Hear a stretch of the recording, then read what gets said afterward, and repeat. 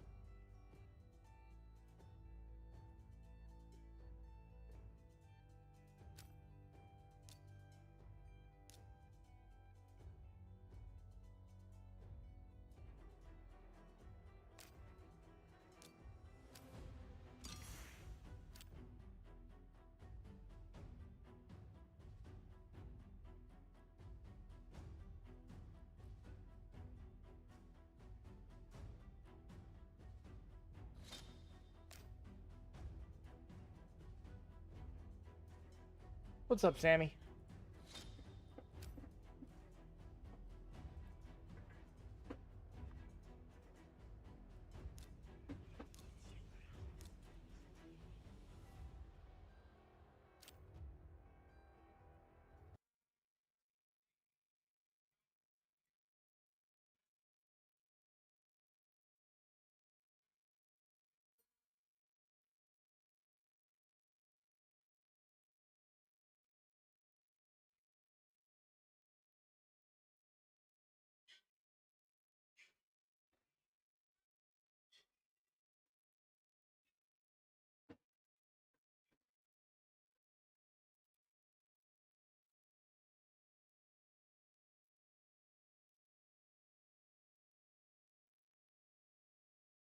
Hi, RB. Hope the moves go smooth and you get your setup back and running soon.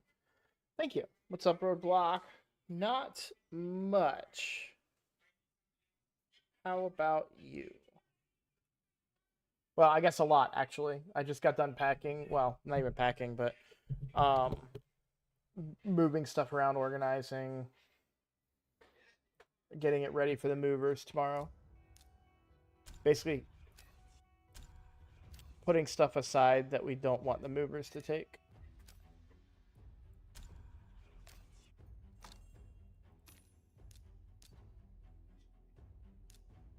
I did this right. Yeah.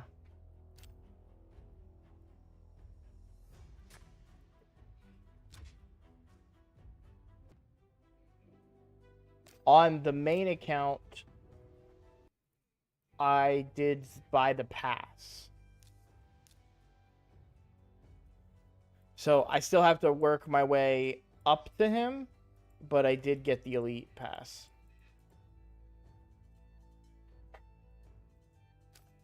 So he's Sacred Order. Okay.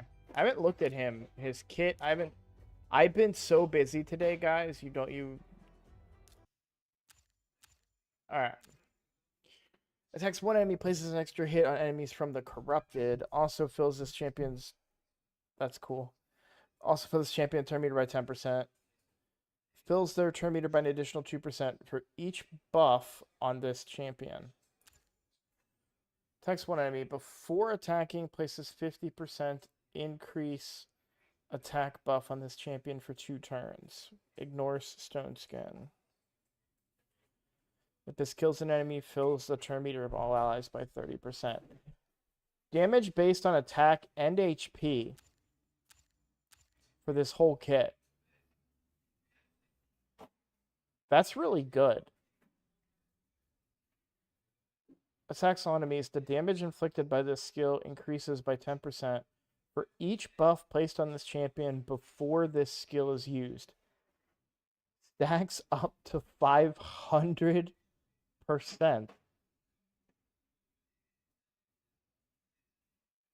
Resets after this skill is used on a 3-turn cooldown. Then the passive increased this champion's attack and HP by 5% for each buff placed on this champion. Stacks up to 50. Places strengthen buff on this champion for 2 turns at the start of each round. Also places a 25% strengthen buff on this champion for 2 turns whenever an enemy's HP drops below 50% after this champion's attack. This champion is immune to petrification debuffs. I know the multiplier, I heard that the multiplier on this wasn't that great, but the fact that his damage is based on attack and HP is pretty good, I think. I mean, that's something that has made, Rotos so good. I feel like Skeletor is like bad. I don't know what he is good at. I'll take a look next. I will admit he is the only offer I've considered breaking my free-to-play mythos for. Childhood heartstrings engaged. I'm gonna miss your beautiful face. Well, you're only gonna miss it for a little bit. I suspect that I'll probably be back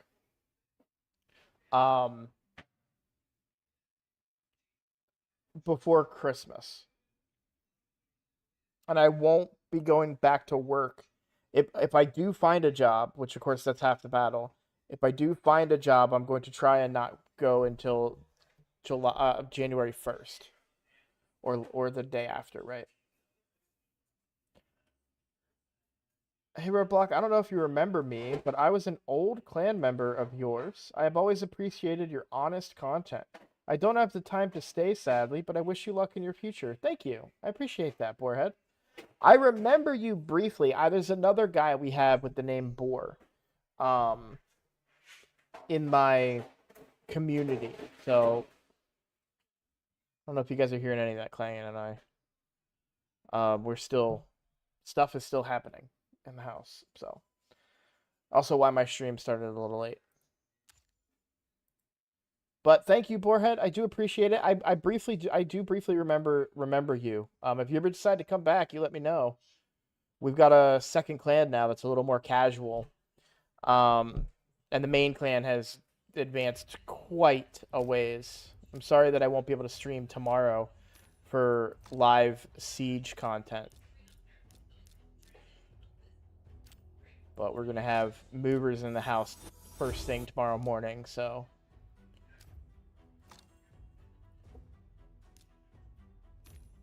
How's everybody doing, though? Oh, hey, Tig. Welcome to the chat. I'm not going anywhere permanently. I am going away for a short period of time. I am moving.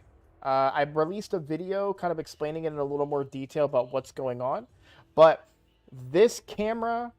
well, it's really not even the camera, because I decided not to have the movers packet. It's this green screen right here, right? So there's a green screen, obviously, since I'm a floating head, right? That's going to be gone. And I stream, like my wife's actually, right off camera, packing up some stuff. So I'm not going to stream and make content if you can't, see my face and my reactions to things.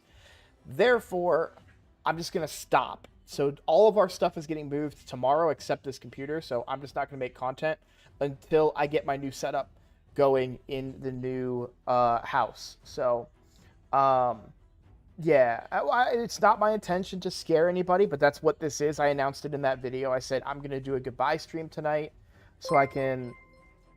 Hey, Josh, thank you for the $10. I appreciate that. Man, seriously, thank you so much. But yeah, I'll be making content again, and I have some. I'm not gonna make any official announcements because they're still works in progress, but I have at least 2 tentative collabs that I will be setting up once I get into the new place. And I'd like to, with the permission of the family, of course, appear on more podcasts, more of the Knights of Teleria podcast, if I can do it. So, it should be easier for me to do. Again, I can't do all of them, but it will be easier for me to do them in my new location because I'm going to have my own space. It's a temporary office that I'll have. I say temporary because it's also going to be the guest bedroom, so I may have to move my stuff out of there, but for the most part, I'm going to have an office where I'll be able to make content.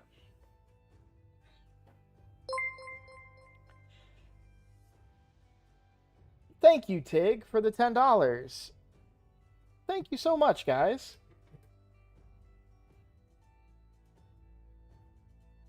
Am I pulling souls tomorrow and shards or waiting?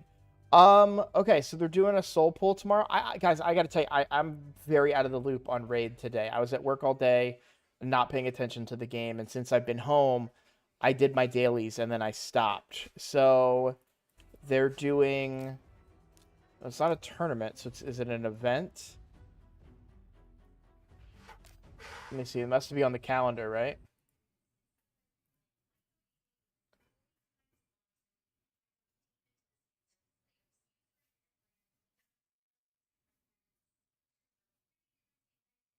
Oh, there's an extra legendary event as well tomorrow.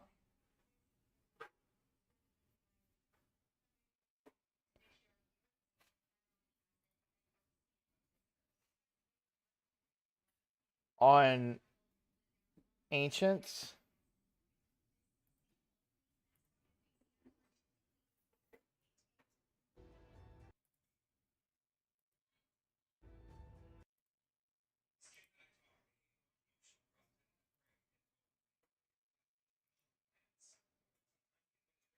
I should go for that on the main account.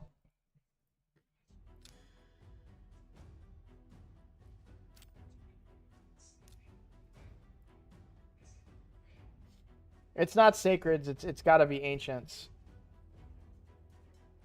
Yeah. They just did Sacreds. I'm not saying they wouldn't do back-to-back, but if you look at the calendar.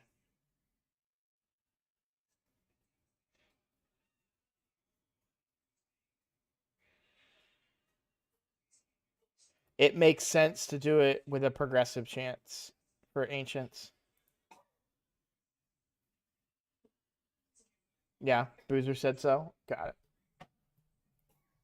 Awakening boost as we prepare for raids.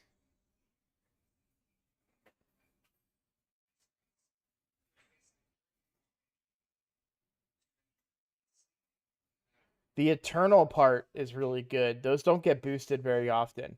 So the answer to your question is yes. Unfortunately, it's all happening off camera. Ooh, a champion training with Prism Crystals, and I'm off tomorrow. Or I'm off the next 3 days. That's gonna get done.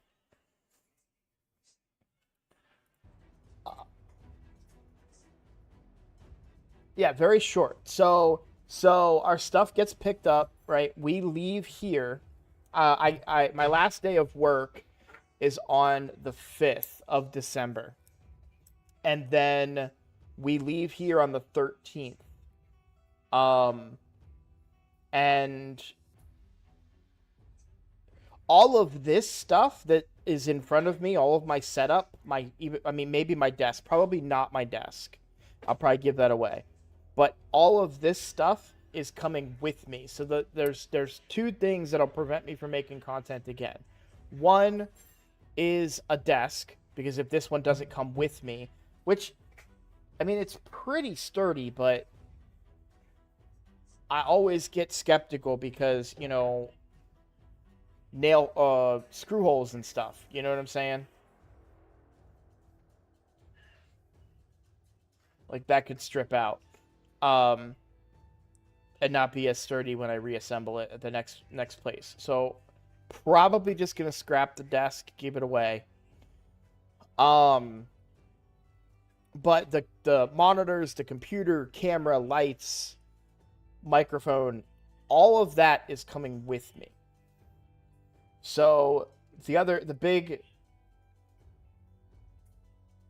big holdup is gonna be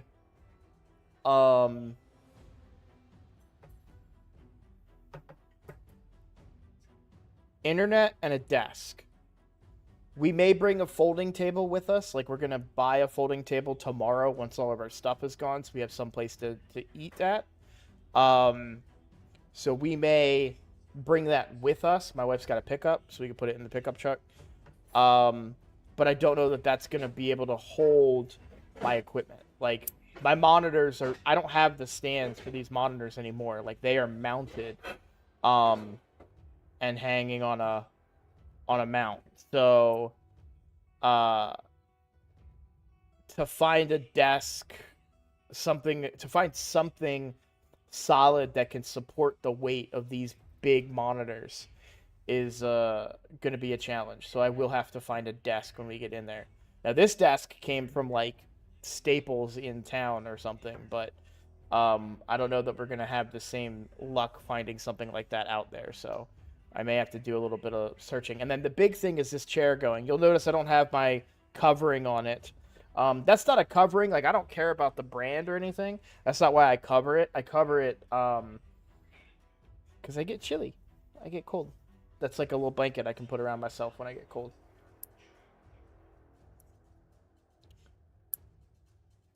I'd love to be able to be handy enough to build my own desk, but either way, that's not going to happen in a short enough time for me to go back to making content. So, um, yeah, I would rather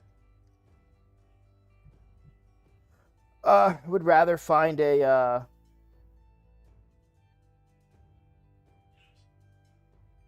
um just one that I can go buy, throw in the pickup truck, and then build and get back up and running. So we still, tomorrow I'm calling the cable company and the all the, I'll get there, I promise. Words are hard. Utilities. I'm doing all that tomorrow. I recently built a new PC this month. Yeah, so this PC is pretty old. One of my next, so probably what I'm going to do, I've mentioned this before, but my approach to making money on YouTube and Twitch and all that, my approach has been that I will, I haven't touched any money that you guys have donated, any subscription money, any ad revenue. None of that has been touched by me. And I will not touch it until after I pay taxes. So that amount after the taxes are paid on it will probably go towards a new computer of some kind. Main thing is, I just did a test before I went live. I know you guys see me fiddling all the time with my headphone jack. So I have like a dial right here in front of me that controls my volume. I love this thing. But this thing is older than this computer.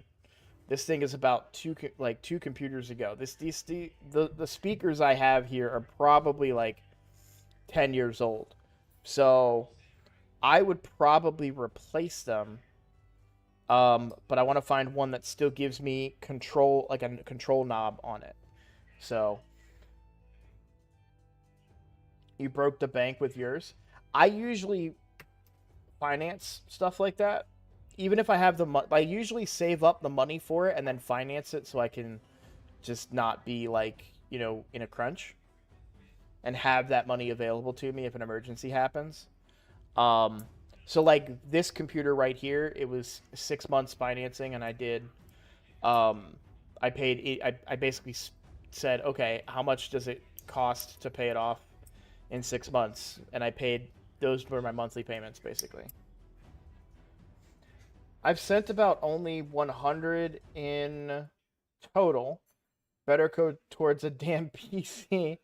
Also, finding out our baby's gender tomorrow. Congrats. Yeah, hey, stop sending me money. You got another mouth to feed very soon.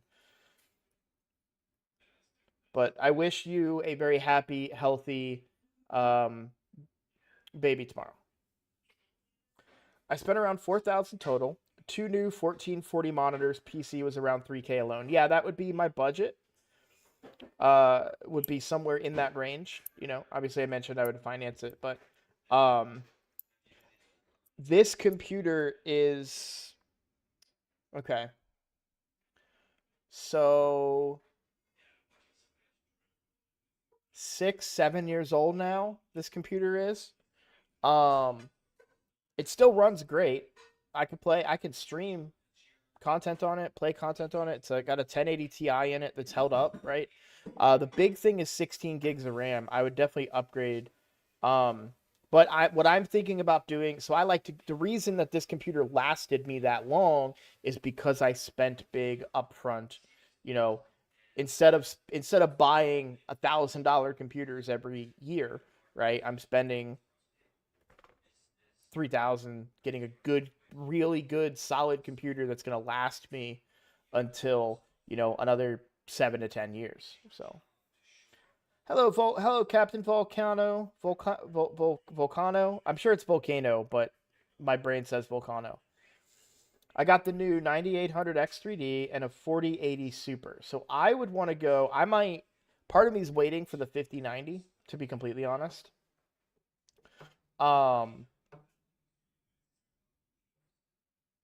But tax time is only a few months away, so it may not be out by the time that I'm ready to build a new computer. But I don't think I want to go anything below a 90. I know this is a 1080 Ti, but the 1080 Ti was supposed to be top notch, and it has been.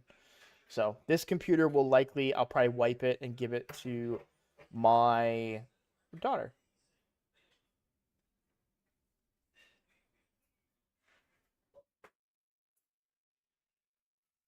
I wanted to wait, but I'll probably sell my 4080 less than a year old used. Yeah.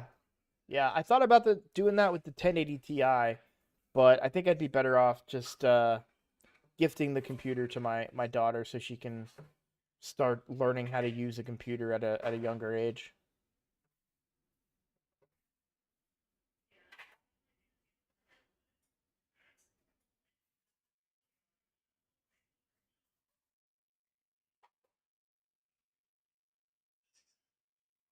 I thought that's like the top end CPU right now. Am I wrong?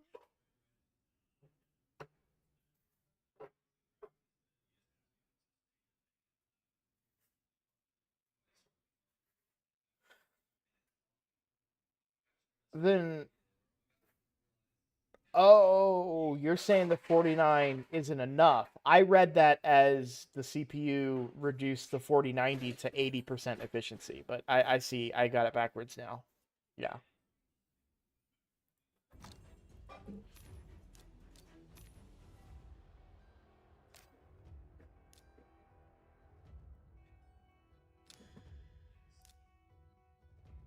And tomorrow I'm not saving I am saving my energy. So tomorrow I'll be running Sand Devil to get these rewards, and then I'll do the champion training. Um, to try and get the rewards in here on both accounts. Very excited potentially about getting this guy. I have a lot. In fact, I have all of these except Kymar and Candyfron. Oh, I don't have Sissia either. Sissia would be really good for me now that I got Cardiel.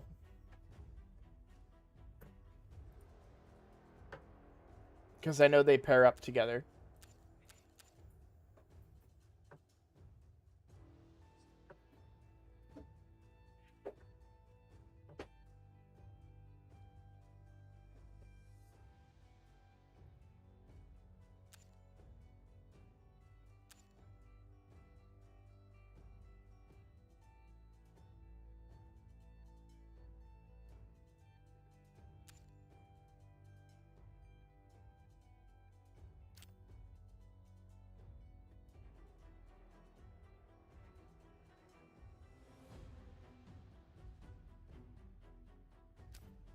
I don't know that I can. So the Prism event goes for 4 days. And the tournament...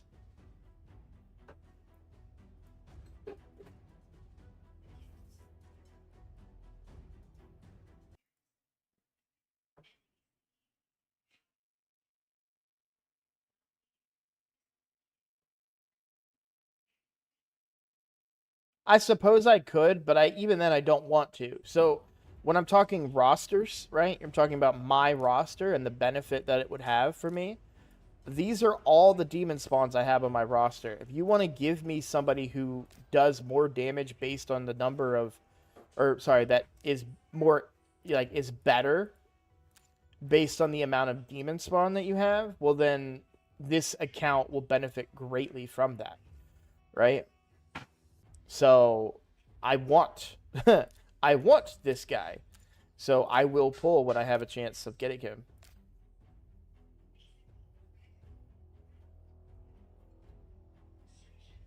No, I know about the don't collect them thing. That's why I was looking at the making sure the schedule lined up so that I could not collect them but not lose them. Well, I'm off to sleep. Once again, good luck with a smooth move and catch you later in your new office. Yeah, I mean, it will be an office, but it'll probably have a bed in it.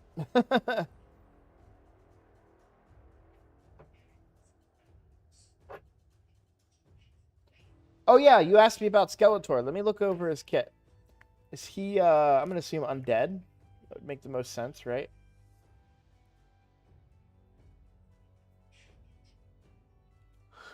Well, it would have made the most sense. Alright, Knight's Rev makes sense, too. Yeah. Alright. A1 attacks one enemy 2 times. Each hit has a 75% chance of increasing the duration of a random debuff on the target.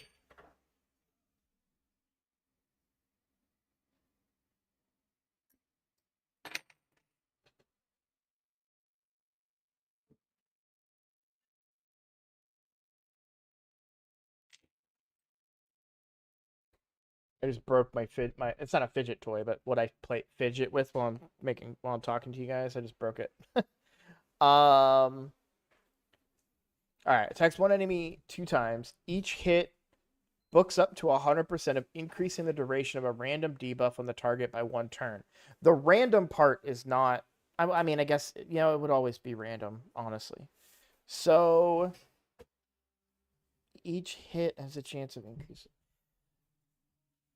His damage is based on HP, so that's interesting. Okay.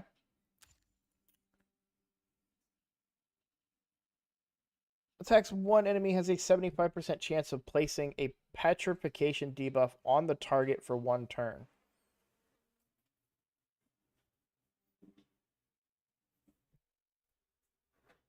One second.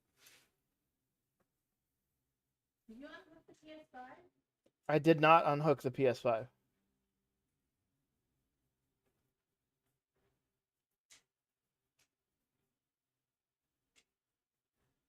Yeah, okay.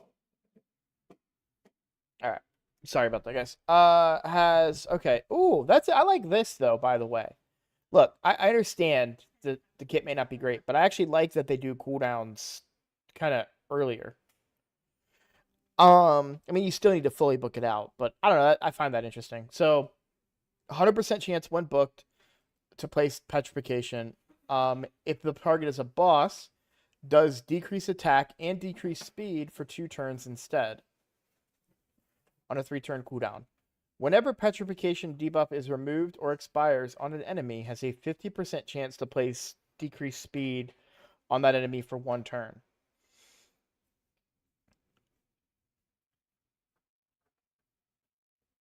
I don't hate this. All right, increase accuracy on all allies for 2 turns. Also has a 75% chance to steal any block debuffs buff and one other random buff from each enemy. Then decreases all enemies' turn meter by 15%. If an enemy is from Tolarian League, decreases it by turn meter by 30% instead. Whenever this champion attempts to place a debuff, steal a buff, decrease an enemy's turn meter, or increase the duration of a debuff on an enemy, increases this champion's accuracy by 20 for each buff on that enemy. Whenever this champion is hit, has a 40% chance to place a 50% decreased resistance debuff on the attacker for 1 turn. 75% chance against the Tolarian League.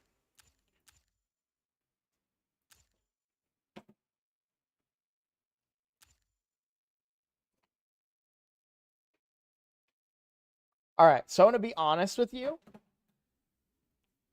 You guys got to think about who this is for. Do you need help?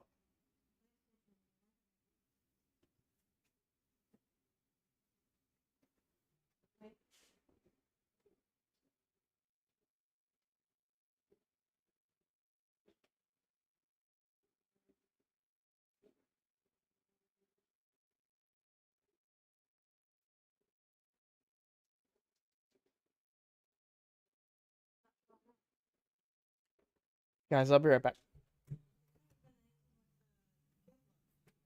No. Cable box.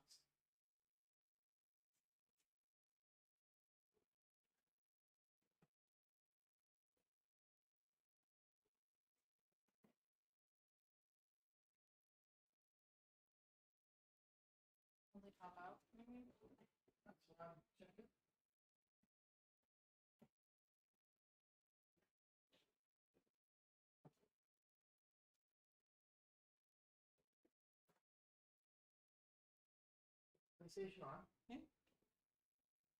Controllers on? That turn it off. Is there a way to turn it off manually?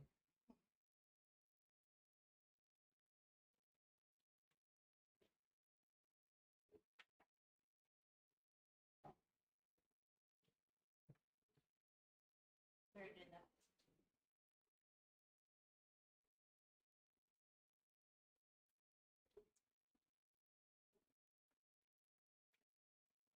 Well, that's changed in the cable box.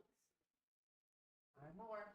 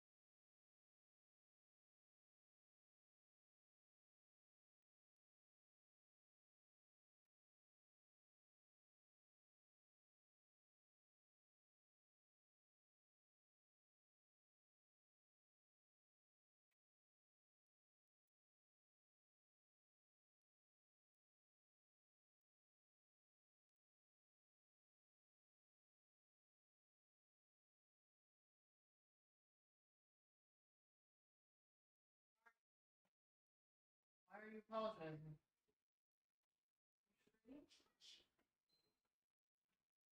Hello.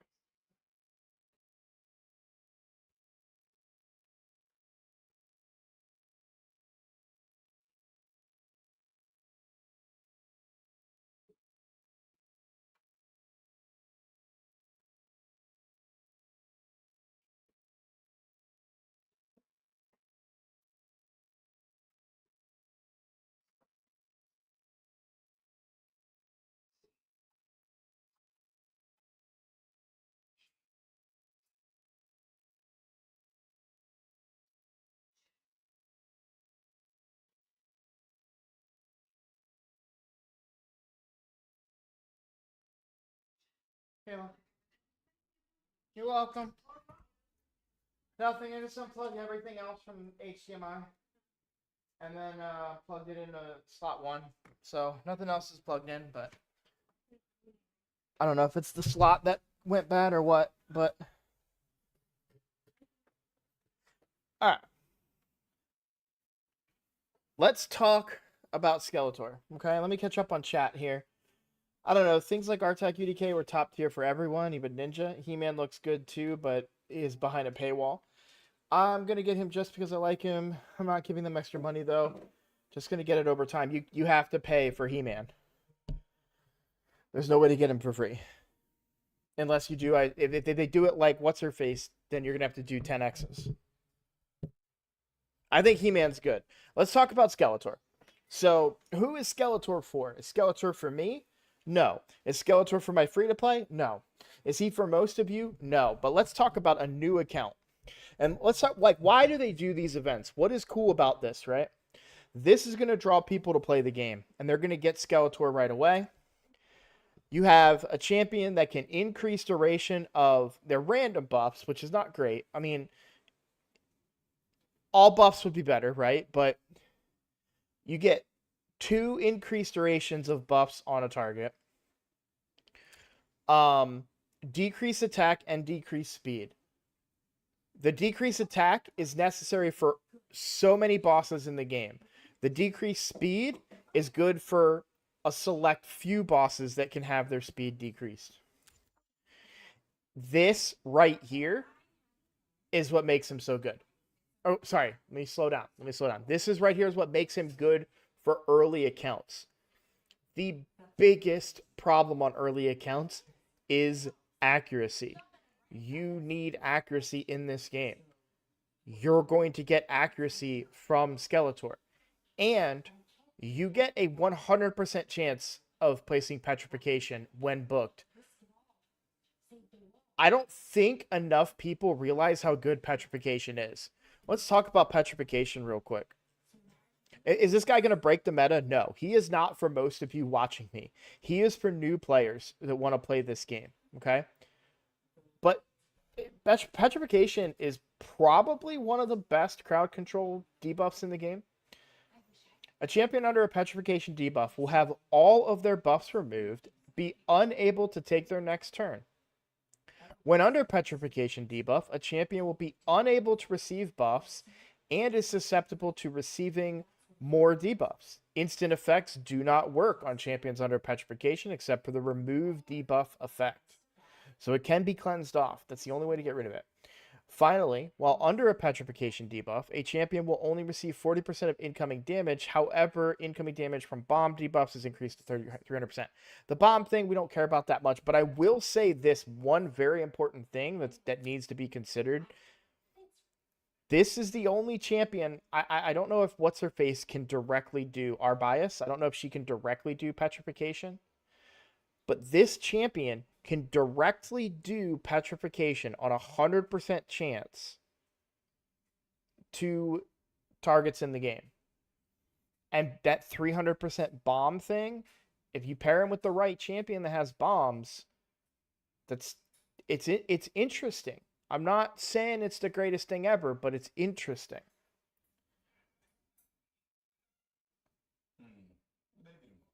So I'm simply saying that for a new player, Skeletor would slot into my clan boss team immediately. Giving increased accuracy. The stealing block debuffs, that doesn't matter. The turn meter thing, that doesn't matter, of course. And he likes to read, which I'm not a fan of. I'd like to see this be less books for a new account.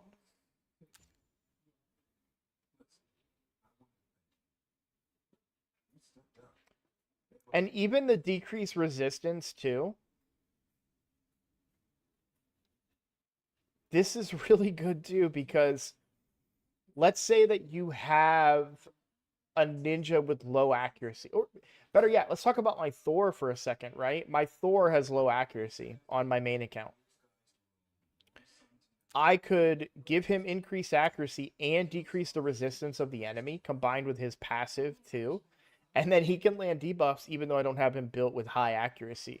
And likewise for other champions. Now again, I'm not saying that he is going to slot into a ton of content.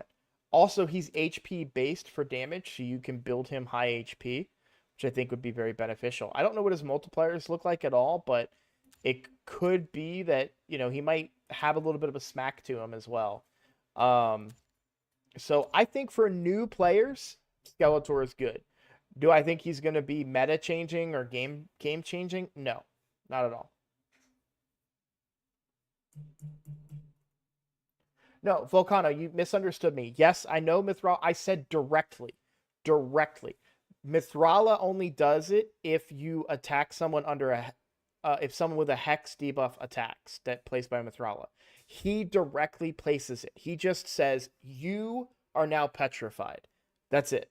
That's my point, right? Mithrala does it. It takes time. It's not instant. She doesn't just get to pick who gets petrified. Skeletor says, you're petrified now. So you can pick a target, say, I want to petrify that guy, petrify them, and then you have a chance to bomb, right? Would kill them really quickly, right? That's one option. Or you just say, hey, that guy's scary. I'm gonna petrify him and take him out of the fight and do other things. A lot of different options that you have in the game, but for a new player to be able to crowd control one single target, I think this is good.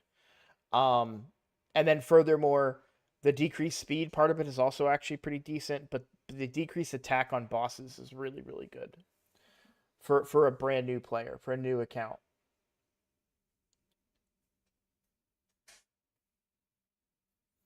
Yeah, Adnan, I think I already talked about him and I'll go back to him. I think He-Man looks pretty decent. I don't know his multipliers though. I have heard, guys, by the way, this is my last stream, right? I've been really busy all day long at work, and then when I got home, we've been getting stuff ready because the movers are coming tomorrow. So, I have been a little out of the loop, but my chat has told me, my community has told me that this didn't hit as hard as they would like it to. Um,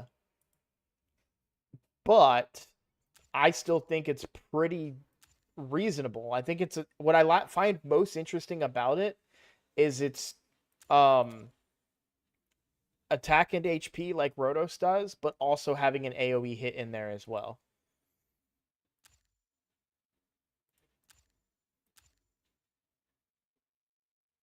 And I like the strengthen passive.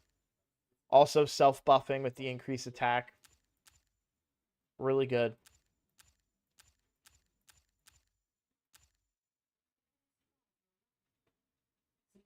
Also, so increases his champion's attack and HP by 5% for each buff placed on this champion, stacks up to 50%. If he gains up to 50% attack and up to 50% HP, he's gaining 100, he's doubling his effective stats. I know that doesn't make perfect sense, because I guess it's not doubling because the multipliers might be different, right? His HP multiplier will be lower than his attack multiplier. But he's gaining 50% extra attack and 50% extra HP. So he's going to benefit a lot from that.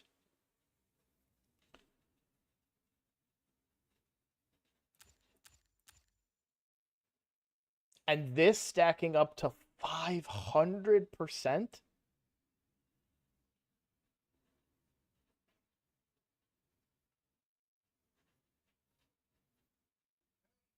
I wonder how this interacts with buffs being reapplied.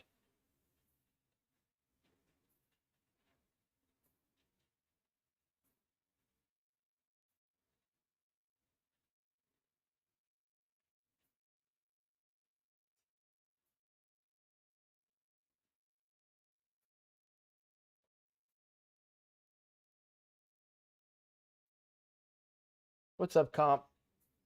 I've been out of the loop. Is Uko still top tier? Pulled him recently on last shard event. I think so. I think Uko is still. He's not as broken as he was because you could put him in a stun set before, but they fixed that. So, am I gonna get him on my main account? Yes.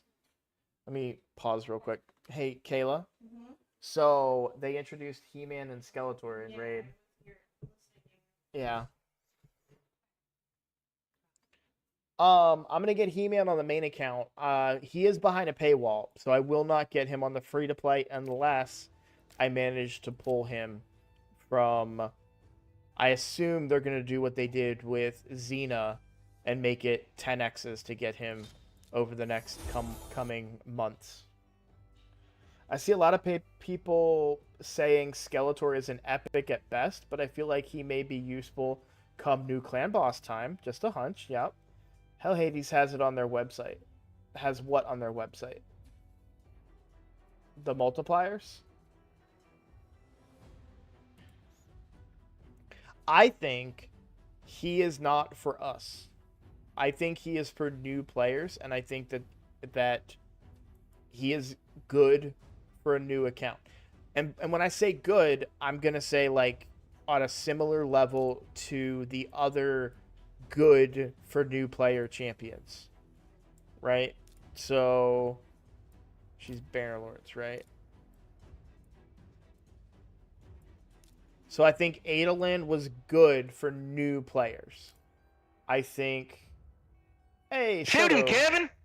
Oh, you became a member. Hey, Timothy Soto, thank you for becoming a member of the YouTube channel. Thank you. I will have member exclusive content coming out over the next couple of days. I've got 2 member exclusive videos coming out. That's not to try and like.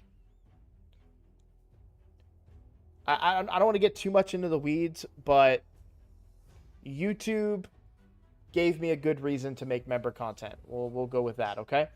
And I already recorded them. I just recorded some stuff the other day to put out there. But yeah, like these champions are not for us. We're gonna get them, but they're not for us. Well, I appreciate that Soto. I'm not quitting content creation. I'm not quitting Raid or anything. I'm just going away for a couple of weeks. So, but that helps, right? That membership, that money from the membership, that's going to help me during this time where, I'm moving, I'm without a job. So, that might help, carry me a little bit further until I find new employment. So, oh, good. You watched the video. Thank you for watching the video. I appreciate it. What about the Fusion? What you thinking? I think the Fusion is definitely one that is not terrible. I'm not going to go for it because I'm moving. I don't want to put added pressure on myself right now, right? It doesn't make sense for me to say, oh, I'm not going to be scrambling on my phone and on my laptop to complete my Fusion in the middle of Thanksgiving dinner, or when I'm, in a hotel room with my family, or when I'm at my in-laws, because we're gonna stop there on the way.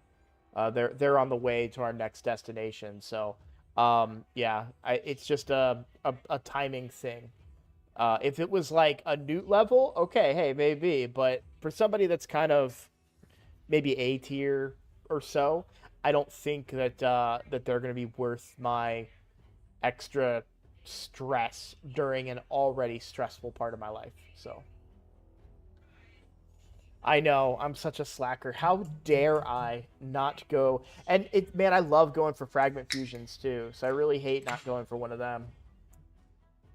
The good news is I'm going to be doing some of the fragment events along the way, which means that I will potentially get fragments towards High Mother Maud.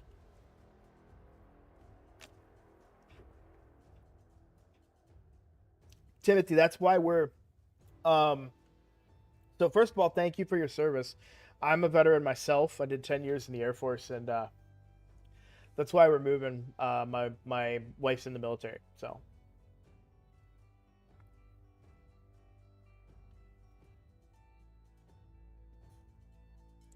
I'm skipping, but I'll get some frags for Maud. Yeah. Yeah, sometimes life, is more important, and I think it's fine. I feel like there's a lot of pressure. A lot of pressure from not even content creators. I don't want to say that. There's a lot of pressure in this game, right? Because and I think I don't think that we mean, and by we I mean content creators, I don't think we mean to pressure people. But sometimes it kind of happens, right? Like, if I'm excited about a champion, you might see me get in there and be like, guys, I am so excited for this guy. I think he's going to be so good, and then I run him and I test him and the video goes well and you guys watch and you're like, oh man, Roadblock was right. He is so good, and I want to get him too and all this stuff. But it doesn't necessarily mean all that much.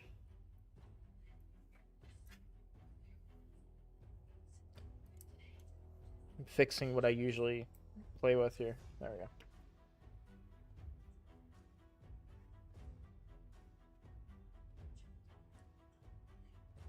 go. Did you get disability, Timothy?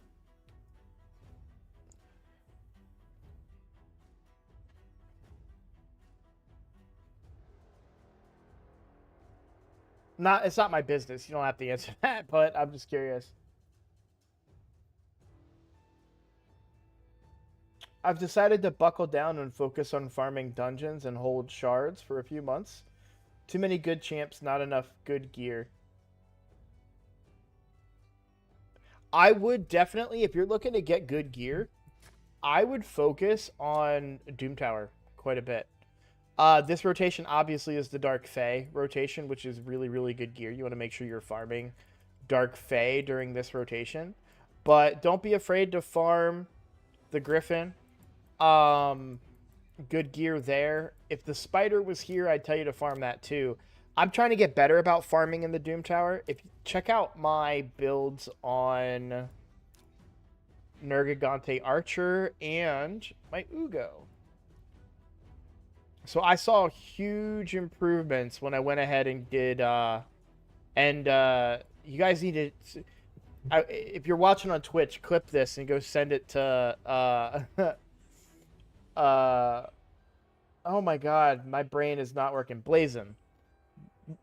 Because Blazon was on me for a long time about Affinity Breaker, and now I've finally done it. Hey, Sean, thank you for the $2. Say positive, then positive things will happen. Positive. Yeah, and I got Ugo and Affinity Breaker as well. So that's made a huge difference in my Hydra runs. Yeah, I was Marsoc, lost my ears and left knee down, so I'm getting 100. Oh, are you getting the good 100 or the bad 100? Like, so I'm 80%, but the good, I know that there's like a 100 where you can work and 100 where you can't. My buddy got, well, he called it the good 100 because he gets 100 and he can still work. So he's doing really well. He was a truck driver for a little while. I haven't talked to him in a couple years, but that's because we moved. With crappy gear, I can only farm to lower dark phase. I bet you, Comp, that you might be exaggerating your gear a little bit. And Fae is not that difficult. I don't know your roster, of course, but off the top of my head anyways. But I bet you could probably come up with, like, I'll show you my Fae team on the free-to-play. And remember, you don't need to be 100% here. You don't lose anything, right? You don't lose keys.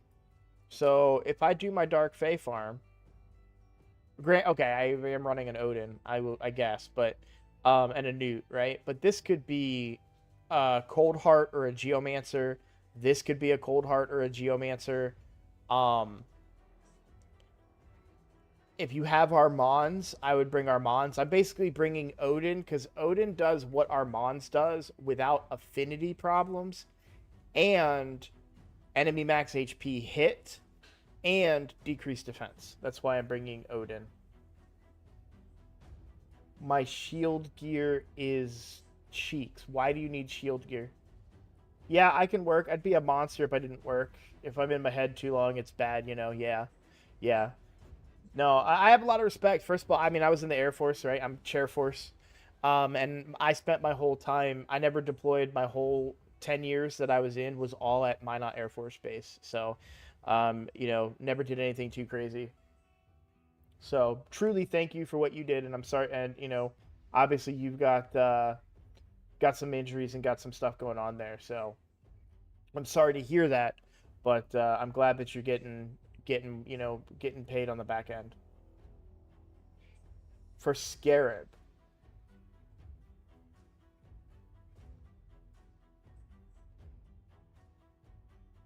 So for you can't get past Scarab. That can be a thing too. For me, I just put rings on everybody. But that may not be something you have, right? Mithrala, if you have her, really, really, really, really good. Something too to take note of is don't use buffs. So if you use Mithrala, turn off her A2.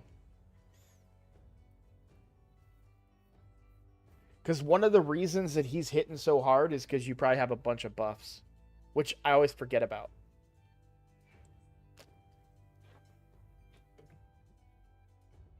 I don't want to do him I don't want to waste my silver keys.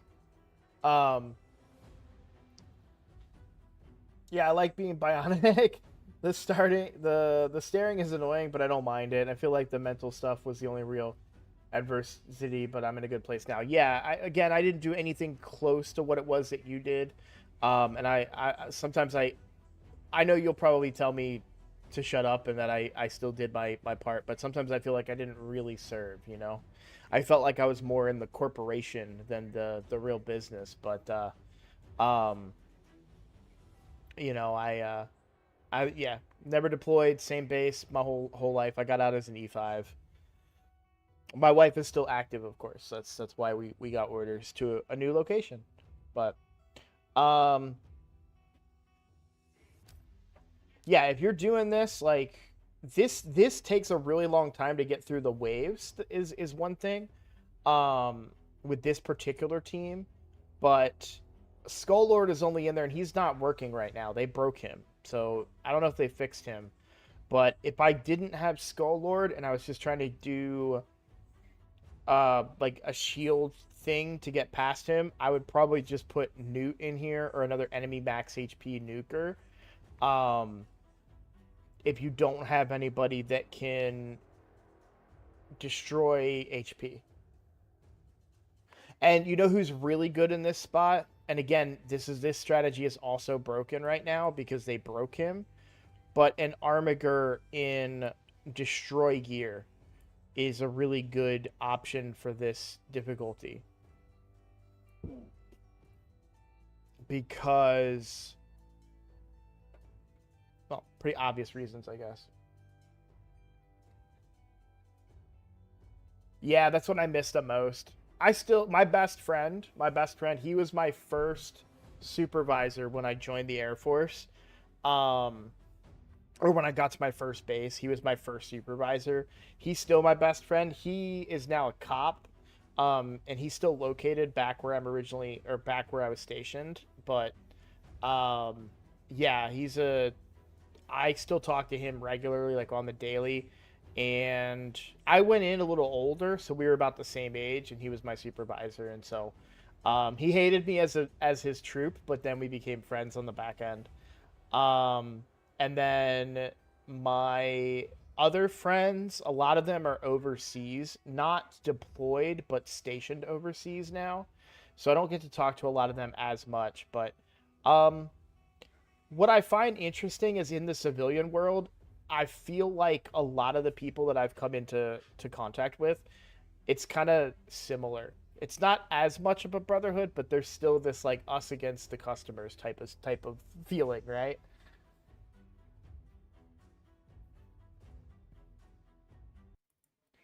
Hang on, let me ban that.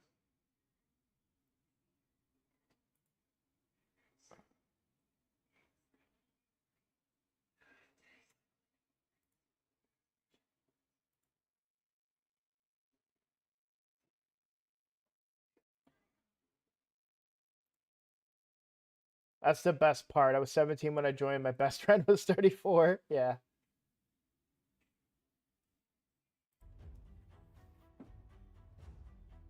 There's my Armiger. I was looking for him. But yeah, an Armiger in Destroy Gear is really good. I think he might be in Destroy Gear on this account. No, he's just in random stuff. But they broke Destroy Gear. P Soto followed you. Thank you for the follow.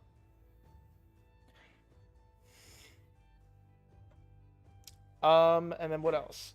Yeah, so that's an option for Scarab. But for Faye, whoops, just clicked off all my stuff. There we go. For Faye, what I like to do is this comp right here, right? So I'm using Thor. That's a fusion. Allure, that could be an Armiger. That could be a Cold Heart. That could be a Geomancer, right? Just somebody that has turn meter manipulation. Same thing with Newt. This could be, you could run double Cold Heart. You could run Armiger Cold Heart, Allure Cold Heart, right? There's a combination there. I bring a stun just to make it easy, and the Rabbit's just here for speed. Technically, I could just run Ursula, who's really good in Fae too, because she does have turn meter on her A1. That's not a lot. a low percentage, but it's an option. But I really like the bunny rabbit, and I'll run this for you. Gotta hit set to follow on Twitch. Thank you, I appreciate it. Gotta hit the bed for work. Safe travels, my friend. Be waiting on you when you get back. Look, yeah, I'm excited about when I get there, and I will let you guys know as soon as I can. How much for you to just go onto my account real fast and try to get Nightmare done for me? It's just 12.17. Can't do it.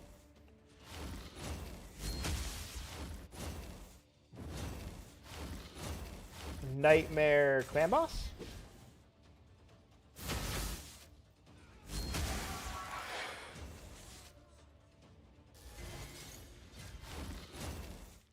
Oh, campaign. Campaign 12-7.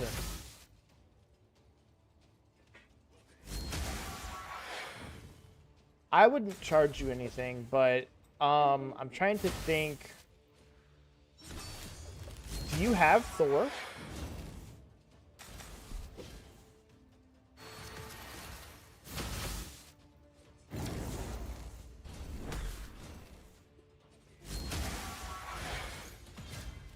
You already gave me. Didn't you already give me? You already gave me $10, Josh. I'll do it. I'll do it for you. Are you in the Discord?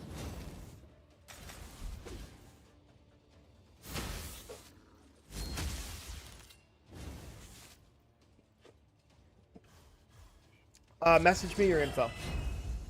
But yeah, see, I stun them to make sure that no one gets a turn. The rabbit and Thor finish them off, and then it's just a boss fight from here. They can steal Thor all they want. Odin's going to take care of that. There is a chance that all of those fears proc there, and I don't get to the Odin or don't get to the Thor in time, and he kills me. There is a chance of that, which sucks, right? We don't want that to happen, but I'm okay with that. I'm okay with not a perfect run because this doesn't cost me anything but time. I can set it up for some multi-battles, walk away, come back, and there you go, right? So I think these are really good strategies for Faye. The Y turn meter control. The fewer turns she takes, the fewer champions that she steals. And you never want her to steal your whole team again. Which I don't think, is it it's one of these. Yeah, Dark Energy. 5. You don't want her to get to 5, right? So you want her to take as few turns as possible. And Thor is great for this because he brings that huge damage, but also the decreased speed. What's up, Fox Mode? All right, guys, give me 1 second. I'm going to try and help out Joshua here. Let me block out my screen. I always do this to protect your guys' information.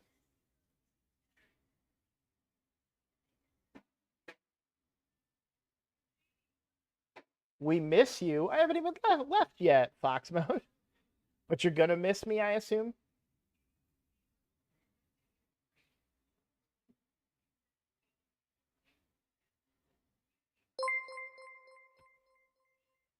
Josh, thank you for another $10. You did not have to do that, my friend. I haven't even gotten on your account yet. I could just take your $10 and walk away right now.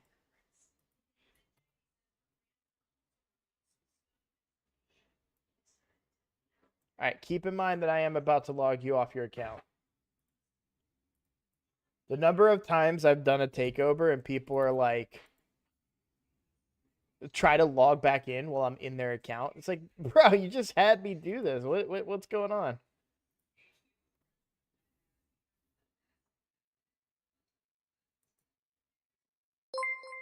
Sean, thank you for another $2. Is this delayed? Are you guys donating more stuff or is it delayed? No, it's legit. Okay, thank you guys.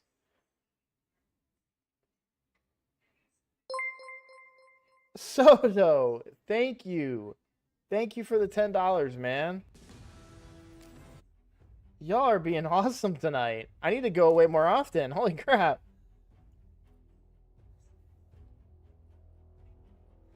You started something? You did start something. All right, we're in the account.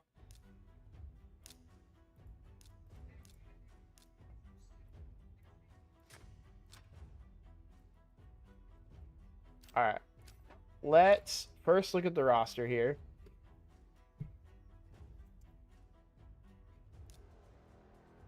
You weren't joking. Who's your best nuker?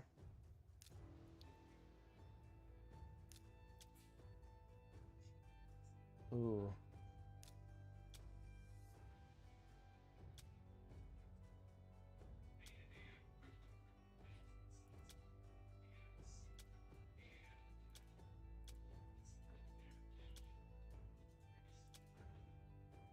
Just short getting that good attack percent gear.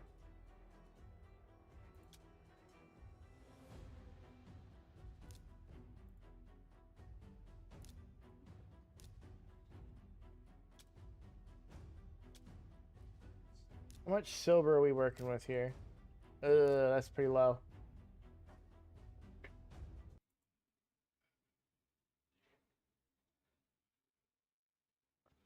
I helped you do the Myth Air. I was here when you started it. Thought I started it.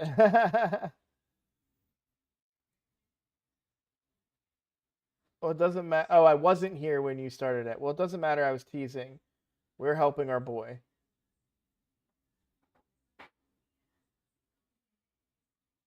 Oh, gotcha. You're talking to Timothy. I gotcha. Okay. All right. How do I want to do this? I feel like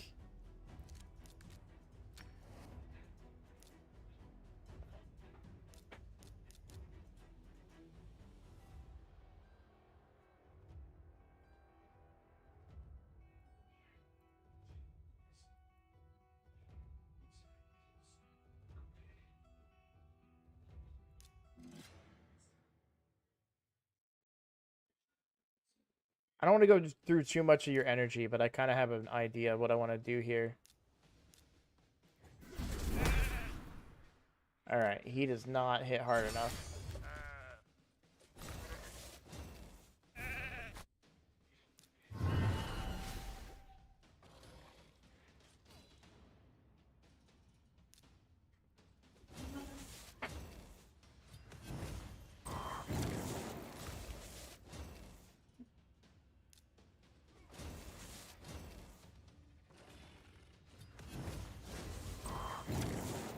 You have a Paragon?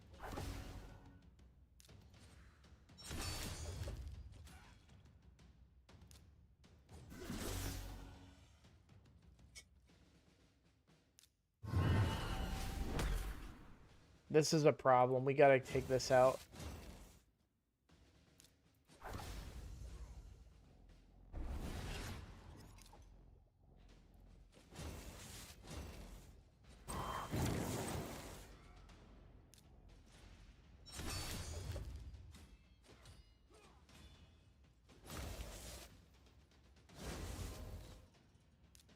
Alright, we're gonna heal up. That didn't heal me nearly as much as I wanted it to. And now it's on cooldown. Please don't kill him. Damn it. And it's not booked. You don't have it booked either. That's not great.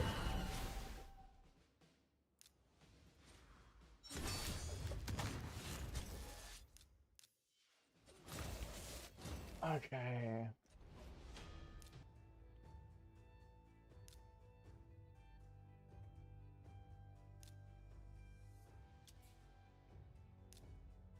Oh no, it was booked. I don't know why it didn't seem like it. By the way, recommendation, Crushing Ren doesn't do anything for you. Until 6 stars. Sorry. It helps if I finish my sentence.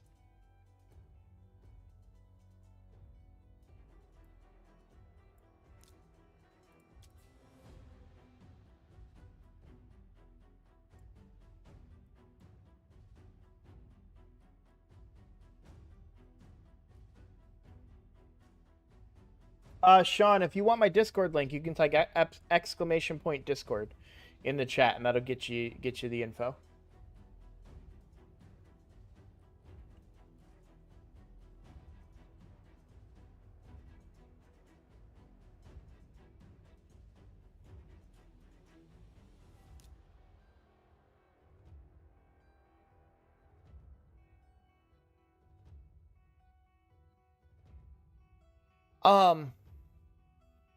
If built right, so let me show you on the free to play and why I asked if you had Thor. So sure, I have food, and you can make the argument that this is slightly better because of that, but um, with Thor and if he's built right,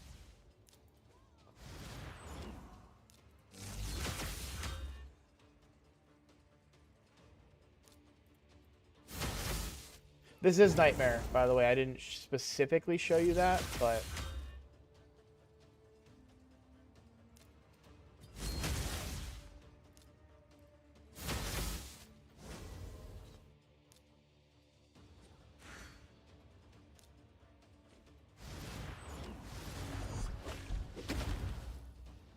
now obviously they wouldn't be there if it was just Thor by himself, but I'm not gonna do that and not level food. You know what I'm saying? But Thor can do it. If we go back to your account,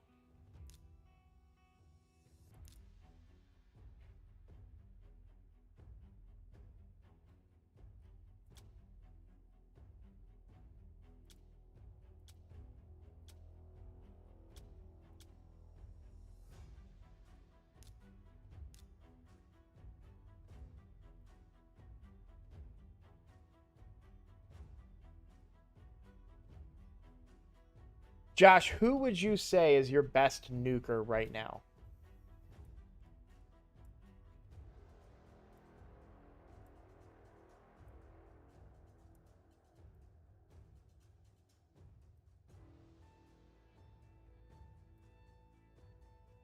For wave clear.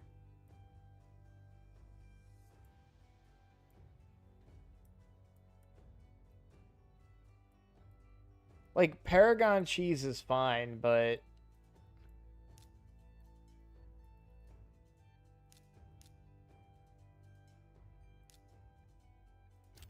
it's gonna take forever.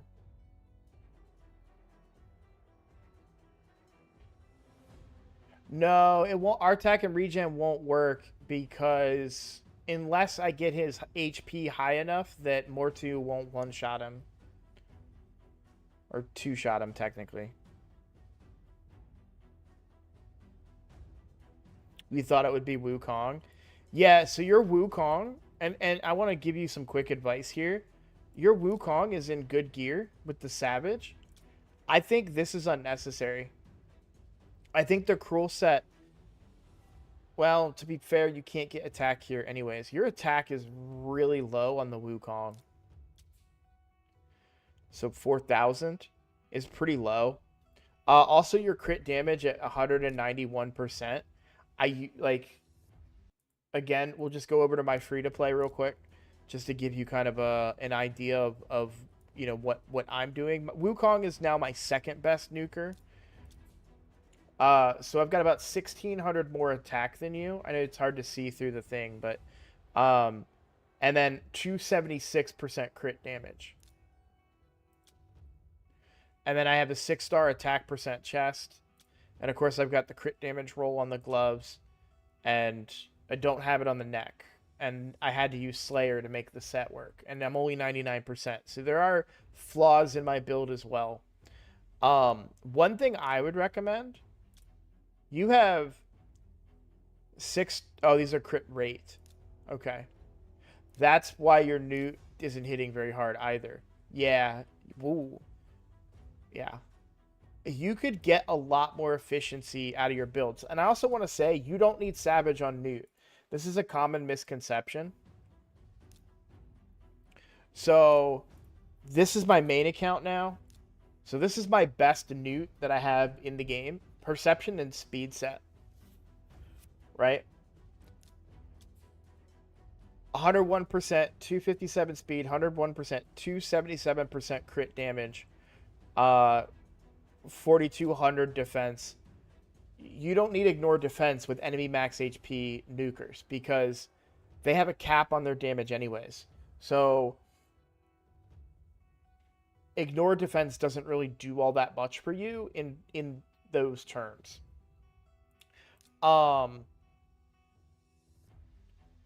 this is my secondary Newt, and again, same thing, right? I'm doing triple Slayer for the crit damage. 105%, 283, 205 speed. He's slightly slower. This is my main Newt. This is my second Newt. But, yeah, enemy max HP nukers have a cap on their damage. You don't need ignore defense gear on them. The champions that need ignore defense are going to be regular HP, defense, and attack-based damage dealers. Unless they have ignore defense built into their kit. So Peril, this is why we're dying to Mortu Macabre, by the way, will ignore shield and block damage as well as defense. That means all defense. He ignores all defense with that HP based skill, and he has boss level HP, so you gonna die. And then you can't be revived by it. So that's the thing. Now you don't want to proc this, so you could just try to not proc it, but multi-hitters have every hit has a chance to proc it, right? And I think the percentage of peril may be different for the boss version as well. I don't know if that's 100% true. But yeah, Mortu is a pain in the butt. Now, why is Paragon of Cheese a thing? He doesn't ignore unkillable. So if you have unkillable, it doesn't have to be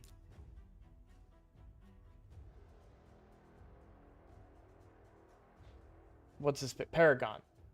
So theoretically, if you had someone built better than what you currently have them built, like if you had like a full stage, like top tier nuker build, I would recommend doing it on your Thor. Wukong is probably the better option, but I think Thor hits harder. I think he's a much better nuker right now. And he also brings decreased speed and increased crit damage on himself and self-buffing increased attack.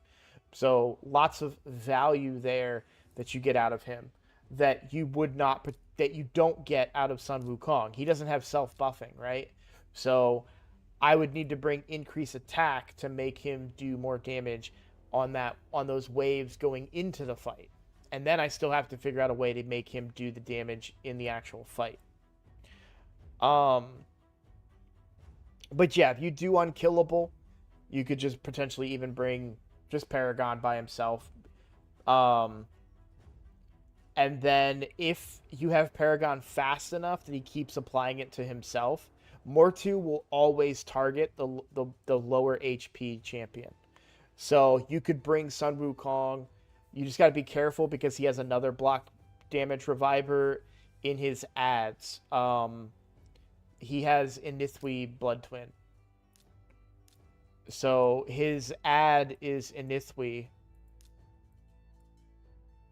right? And he block revives on any enemy that he kills. So if you don't have enough damage to take him off the board, then Inithwi will block him from coming back. So there's definitely some options. I would recommend looking into. I'm down to do a takeover when I get to my next destination, but we could certainly look at. I bet I can probably, if you have crit damage 6-star gloves. And then what you'd really want to see would be obviously crit rate and attack percent. We don't have that. Let's see if there's any equipped. Yeah, these are wasted on Oboro by a mile. I don't know how much you're using Oboro. You might be using Oboro a ton, but these are the best gauntlets on your account for any single one of your attack-based nukers. Plain and simple. So whoever you want your best, strongest attack-based nuker, they need to be using these gloves. Hands down. 1000%. These are so good. The only thing that would make these gloves a little bit better is if they had speed as a substat. Right? And then when we're talking shields, so you want to look, you can't get attack percent. So for shields on nukers, you want crit rate, crit damage, and speed if possible. Right? Not the best rolls here, but if you wanted to complete that speed set and get you a faster speed, maybe you can find a way to make these weak, the weaker crit rate, crit damage work here. But if we also narrow it down to shields, huge, really, really good piece right here. Top tier piece. Absolutely top tier piece that you have on a champion I doubt that you use anymore. Likewise here under Whisper, I'd say this is really speed, crit rate, and crit damage. You can't ask for anything more on a shield. Plated simple. And the fact that this got a speed roll and you got crit rate, crit damage. This one's really good because you got 2 crit damage and 2 crit rate, but less speed, right? This one you could roll. This one you could roll.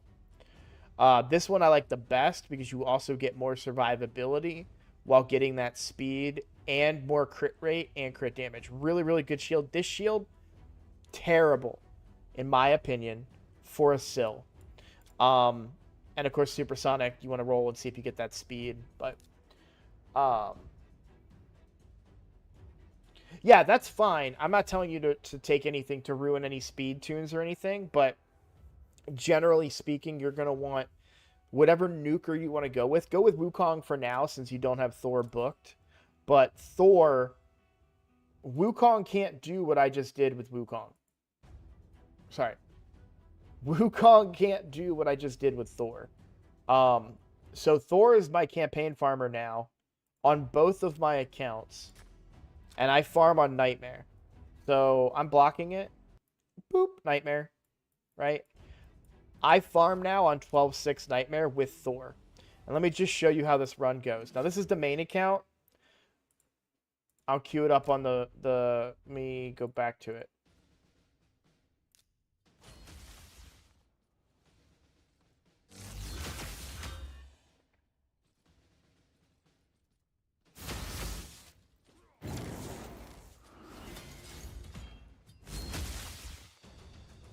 Is it a little bit longer? Yes, but it's significantly more XP than my 6-second farm. Thor's so good. And then on the free-to-play, because you could say, well, that's your main account. He's super well-geared, blah, blah, blah. Again, Nightmare. Boop. And I know I'm ignoring chat a little bit, guys. I don't mean to be. By the way, 12-6 for Nightmare. The defenses are lower here than on 12-3. So on Nightmare, you do 12-6.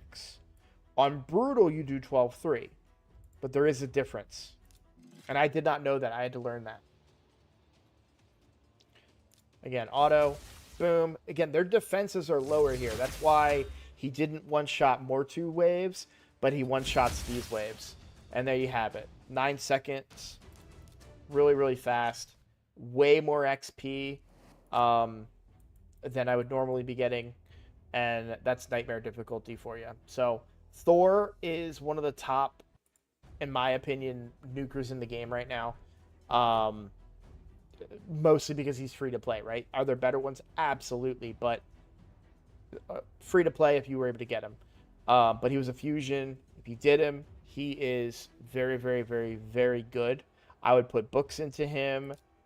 The stun actually is really handy in a lot of places, but again, self-buffing with increased attack and crit damage is huge. You get the stacks, so his damage gets better. This can ramp up and do a ton of damage if you get lucky with who it hits. A big, big fan of the God of Thunder. Absolutely.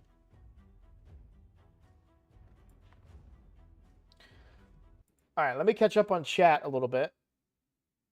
I just joined your Discord. I am Nightflyer79. Would you like to look at my account and just BS around? So, Sean, I did this because Josh donated a couple of times to me, which I'm gonna log off of Josh's account here. Um, but I wasn't planning on doing any account takeovers. And tonight's my last night of streaming, so I kind of wanted to just hang out with chat, say my goodbyes until I get to my next destination and I get back up and running. So, Josh literally just asked me to do one thing for him that wasn't meant to be like a big account takeover, and he already donated some money to me, so I felt obligated. So, I do apologize that I didn't respond to your question right away. Let's see. So hopefully I can do something. I will try that then. Hopefully I can find something good. Well, thanks, brother. I'm not really using her. Yep, okay, I remember that. Crazy good roster. You do have a really good roster, by the way. That is going for Speed Tune, Iron Twins, on Painkeeper. I use Seacrin A2. Yep, that's a great way to farm too. I'm going to build Wukong. Thanks for trying. Thor is sneaky good. Yeah, sorry for asking you, brother. Don't be sorry, man. No. Obligated is the wrong word, but it was gratitude that I fulfilled that wish for you. You don't have to do anything. You just take a look at it and give a pure evaluation. Are you at least a member of the YouTube channel? Because here's the thing. I do require people to become members of the YouTube channel for regular account takeovers. And I know this won't be a regular account takeover, but I would feel guilty for all the people that have wanted takeovers from me, and I told them they had to be members, and then they didn't become members, and I didn't do their takeover. So I do hold pretty firm on that. It's the only thing that I require is that people be members of the YouTube channel or subscribed on Twitch. The membership on YouTube is different from a subscription on YouTube. So to be a member on YouTube, that's a paid membership. That would be $5 a month.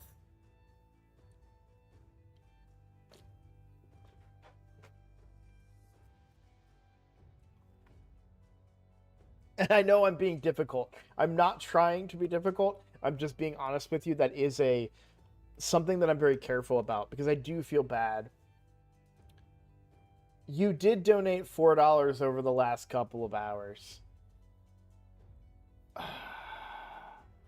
All right. I'm feeling generous. My last night of streaming for a short while.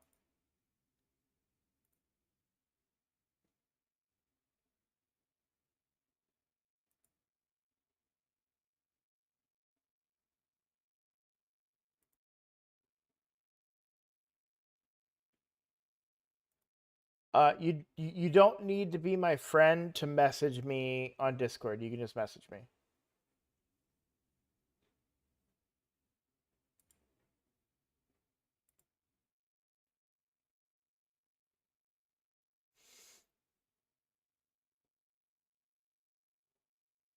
I love how my mouse shows up when I'm hovering over the chat.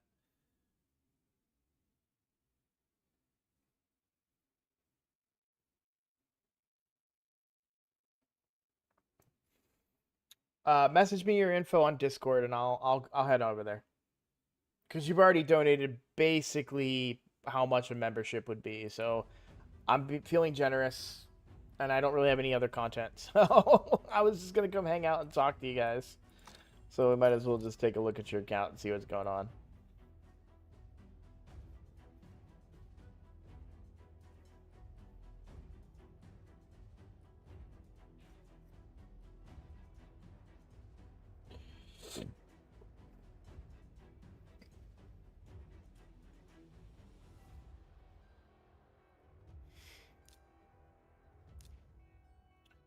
Let me show you. Go ahead and show you my build, by the way, Josh. And granted, you don't have the lethal gear right now, but we're just looking for, we've got 6 crit damage, triple crit rate, right? Good roll there. One thing to avoid if you look at all of my nukers in the game that are running Savage and such, you can kind of notice very rarely am I running the chest plate of the gear set that I want to do. These lower three, you cannot gift to specific people on YouTube. No. Yeah, it's something that I run into when I go to gift memberships myself. Whenever I pull a legendary, when I do shard pulls, if I pull a legendary, I gift memberships. And they're random, but usually it's fair that way too, because then random people will get gifted memberships to get account takeovers. So it's not always, certain people that get gifted. But yeah, there's a lot of things they could do to improve the way YouTube streaming works for sure.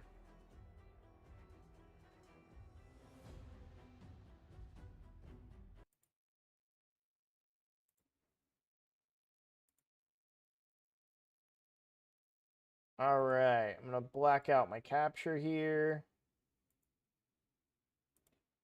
so I can get logged into your account and protect your information.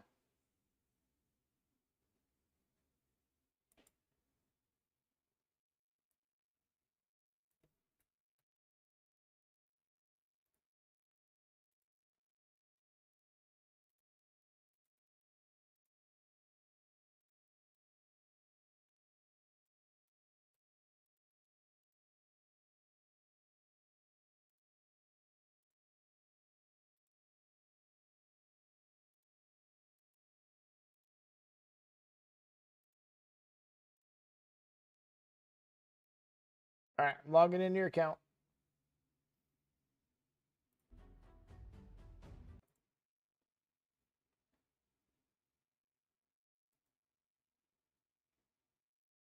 You have a great point about the gear.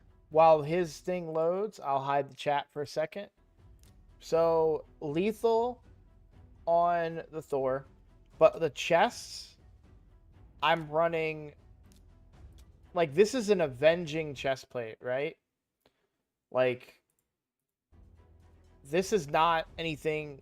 I kept this because it was crit rate, crit damage, and speed, and attack percent. It rolled really well. And I'm able to make a really good build out of that attack percent. So sometimes that's the stuff that you need, right? All right, so we're on Sean's account now. We're gonna take a look at it. Let me pull the chat back up for you guys. Remind me if I need to remove that. So let's just take a look. Okay, so we've got Lady Mikage. That's good. What do we got for builds here? 259 speed. Okay. A lot of HP. Almost 100k HP.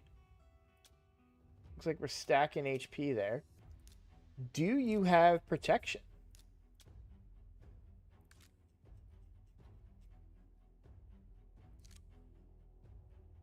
I would, if I were you, consider running Lady Mikage in a full protection.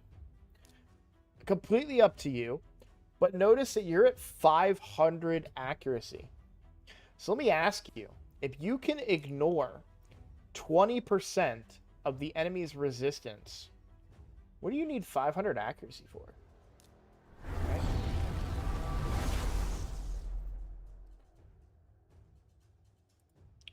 Live arena, okay. I'm sure the resistances do get pretty high.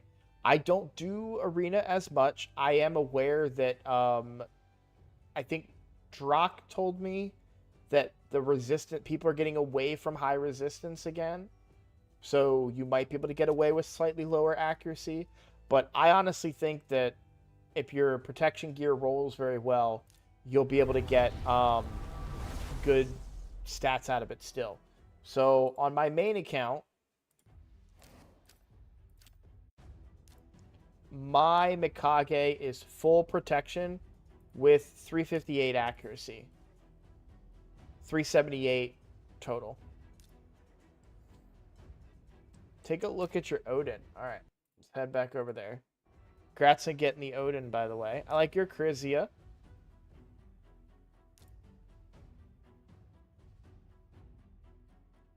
Oh, I like it. I like it a lot. Great speeds. Yep, 520. I like it a lot. I really do.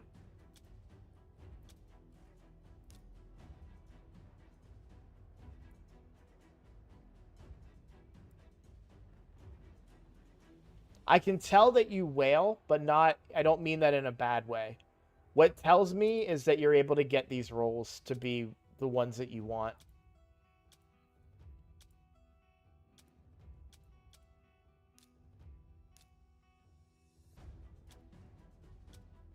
Oh, yeah.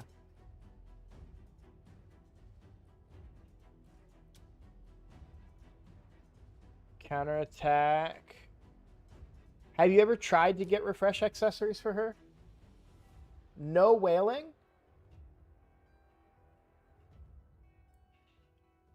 I think we need to peel that back a little bit. I think we need to analyze and say, what does no wailing mean? Does it mean that you've never spent a dime? Or does it mean that you haven't spent as much as whales do?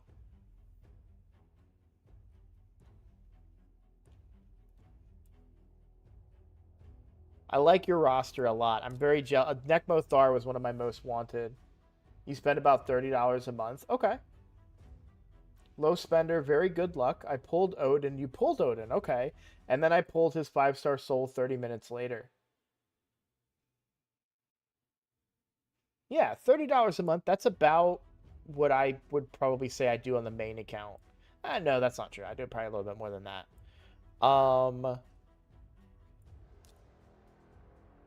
Okay. What are we doing for UDK? Yep, typical stone skin.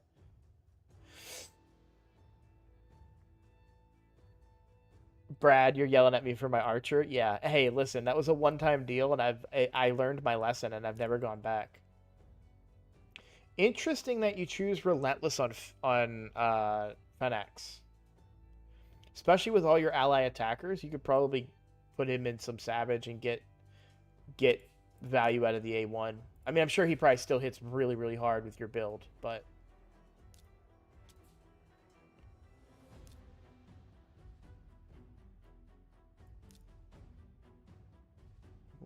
okay. So we've got. Ooh, yeah, I like Zeal. Zeal's really nice on him. Plus the kill stroke, I like that a lot too.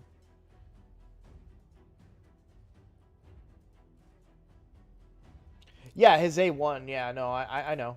I love his A1. I use it. I like him. I like using him with ally attackers because of the A1.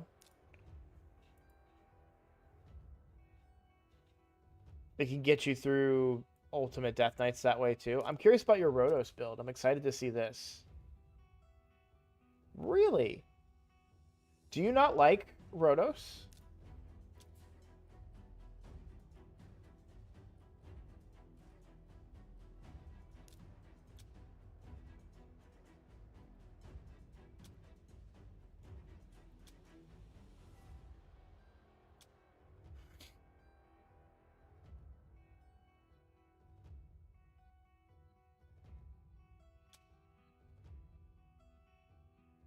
I will definitely take a look at that team. I would have Lethal, Savage, or Merciless on a Rotos. I do, in fact. My Rotos build. So 6-piece Merciless. I'm just waiting to get the other pieces. Little slow, I'll admit. I think you had me beat on HP by a mile, though. Yeah, it was 10k. 4,500 attack. I've got more attack. Maybe we're the same. No, yeah, you got me by.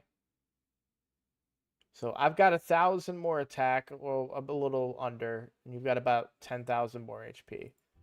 So priorities there. But I've got 304% crit rate, or crit damage rather, 100% crit rate.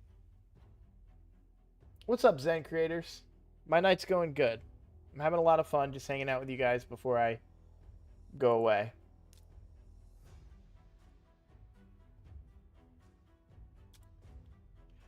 You do something that I don't do. If I roll something bad, I don't max it all the way to 6. Because then I'll forget about it and I won't go back and roll it. If that makes sense. That's just a thing. I'm just sharing. I'm just like sharing my strategies. Okay, you said Sand Devil team.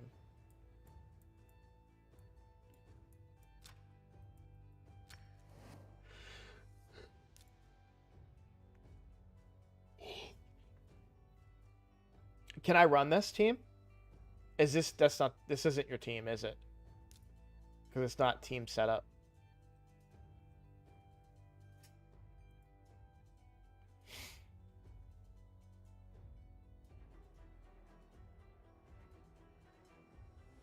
Nice, congrats.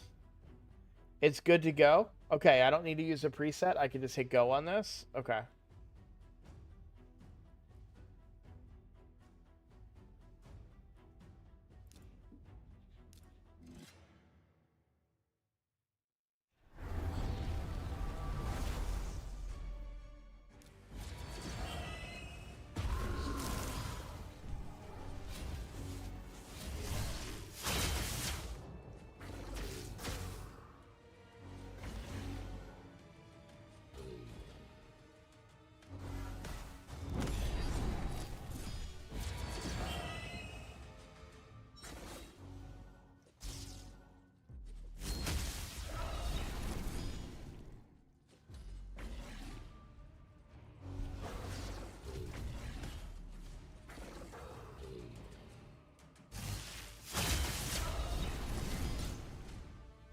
So what you're doing for your Sand Devil team is an overcomplicated version of a Sand Devil team.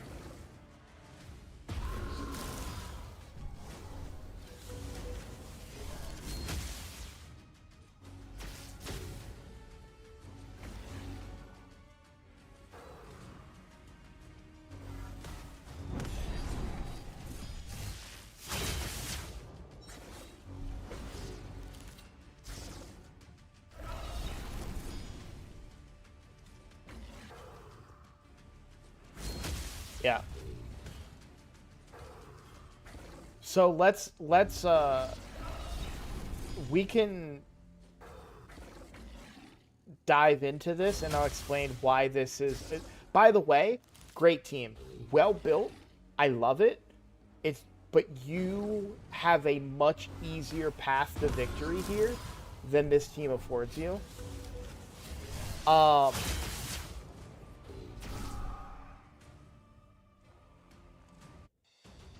Because you can get Newts A1 or A3 up all of the time.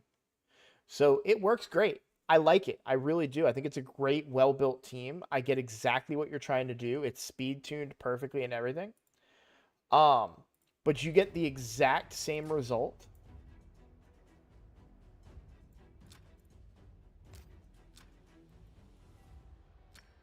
The only difference is for this version, you have to have Godseeker in regen.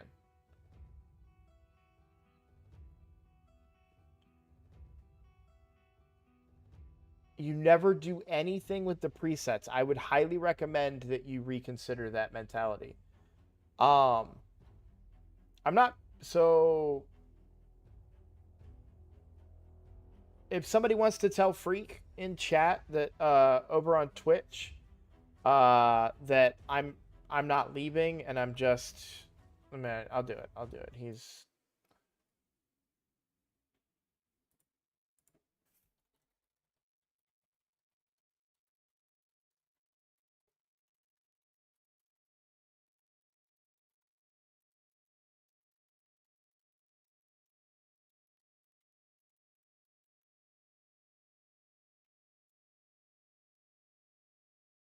all right, there we go.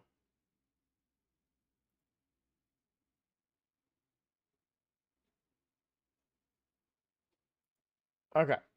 So this team does exactly what you were just doing without the extra steps.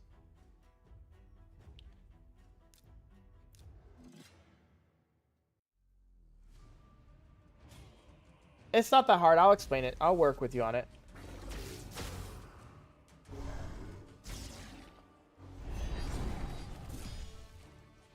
So the very important thing that I want you to take away from this particular strategy, you could put food in here, I think, too, by the way. I wouldn't. I don't. But I think you could. That cooldown reset right there on Newt. Right? So every time that they die and Godseeker revives Newt, his A3 is up.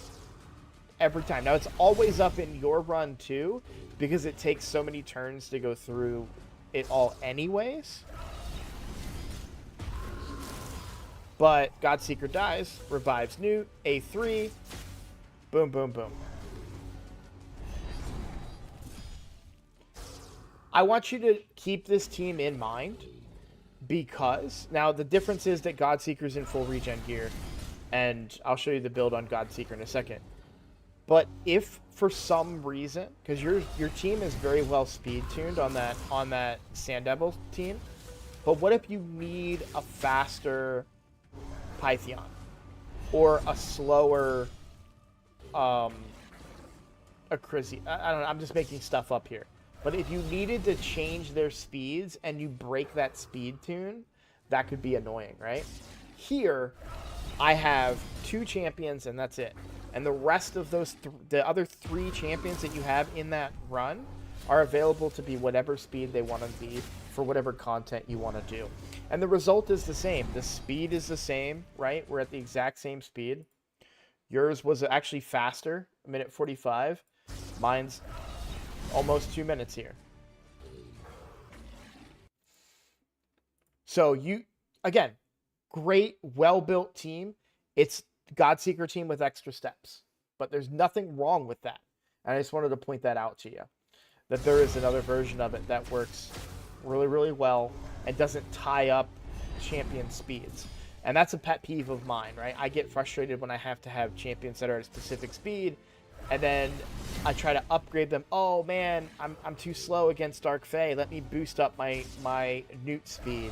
And then all of a sudden, my whole team with Sand Devil is broken now, you know? What's up, Brad? Oh, sorry, you're talking to Kevin Scriber. What's up, Kevin? So, and you'll see this did do better speeds. 1:46 in the past, a little bit more luck, and we can get that, you know, we get better results. Okay, let's take a look at the other stuff on the account. I'm back on your account now. I do love that team, though. I want to be very clear that I'm not trying to dog on it. I'm just trying to you asked me for my opinion, right?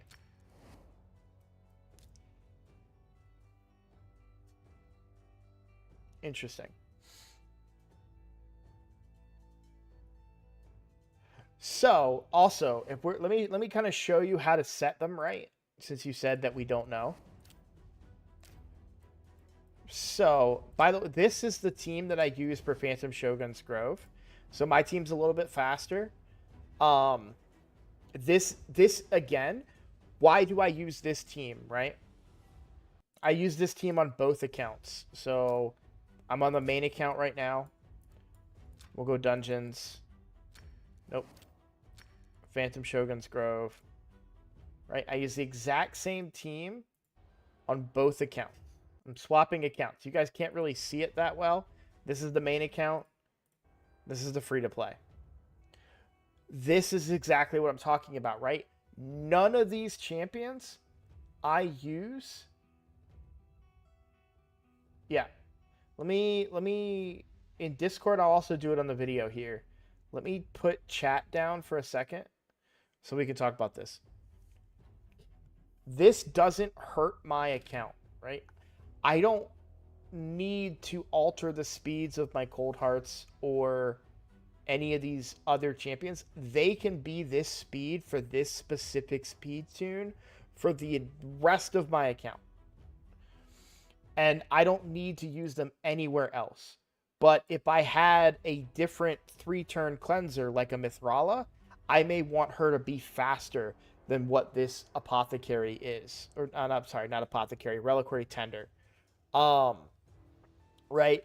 If I used my 2 newts as my cold hearts, I may want those newts to be faster than what the required speed is for this build. Which, by the way, if we look up the cold hearts, so the cold hearts are 252 speed and 245 speed respectively. If I wanted their speeds to be different, you know, that's something that that I get the freedom of not having to do by running rare champions. So keep that kind of stuff in mind. Fire Knight, we're at stage 7. What are we running for that? That's a long runtime too.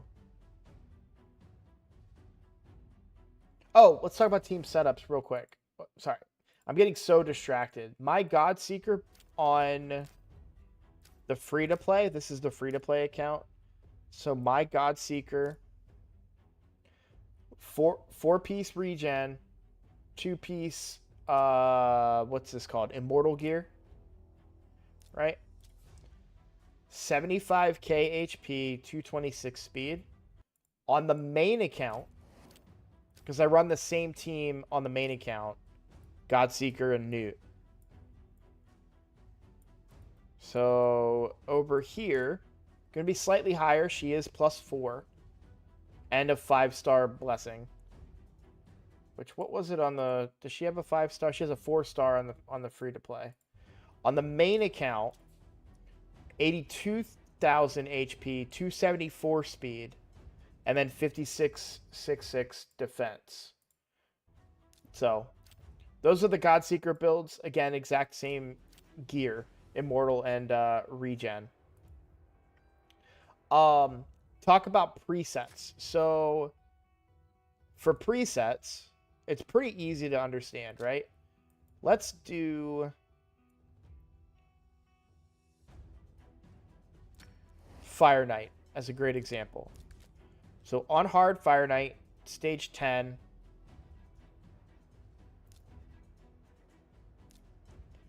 The team setup works like this, okay? So I come in here, round 1, and I pick each champion. So round 1, do not use your ally attack, Padric.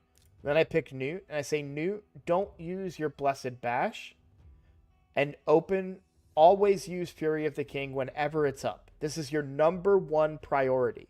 That's the number 1. Here, Newt, don't use anything.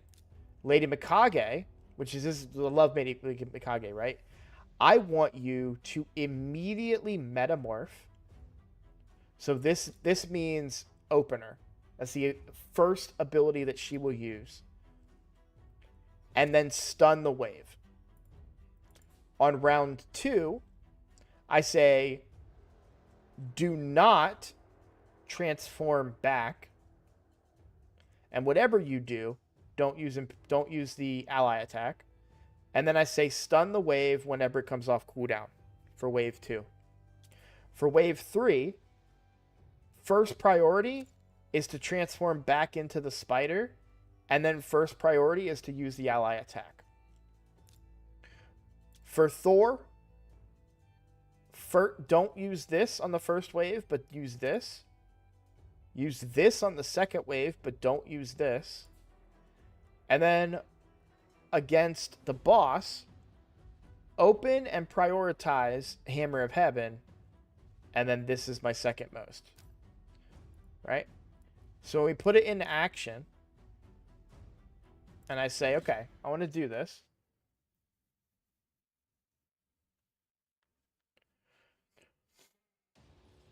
So the reason this is important is because I'm saving cooldowns, right? So the wave is stunned. I get some damage out of my Newt. And then Thor is going to hit the wave hard. Because he hits very hard, very, very hard, right?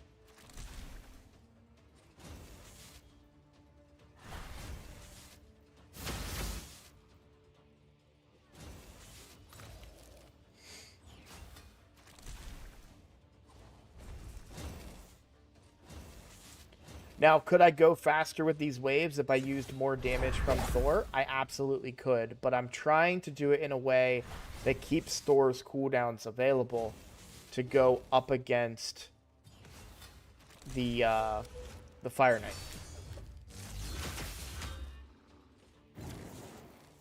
Okay.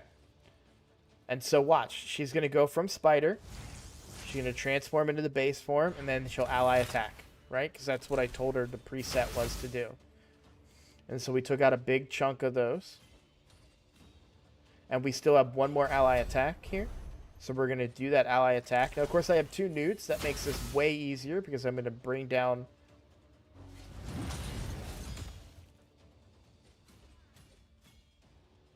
Make that make sense. Is my accuracy too low?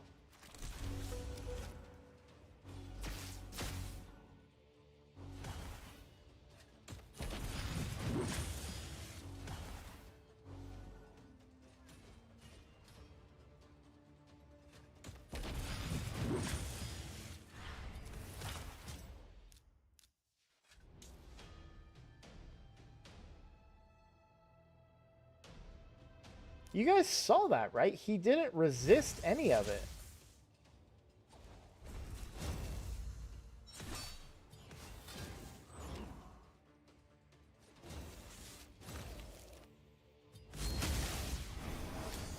This is still full auto. The presets are what help make full auto easier. Because you can essentially say, do what I want you to do, and they'll do it every single time. What I don't understand happened there is why the newts attacked a shieldless...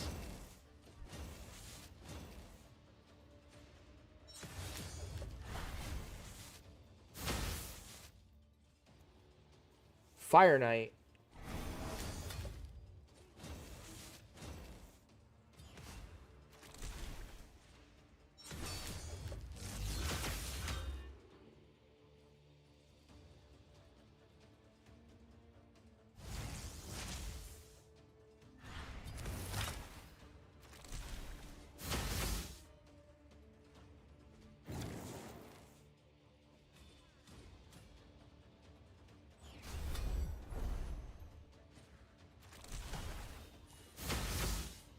They went too early.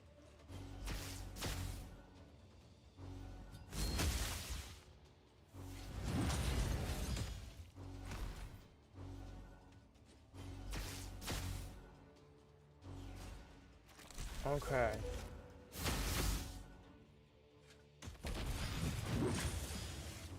So they're too fast now.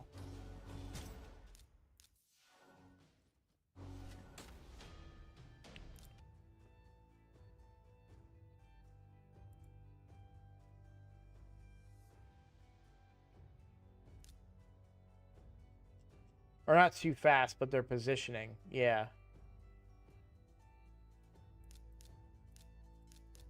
I'm gonna have to reset all that.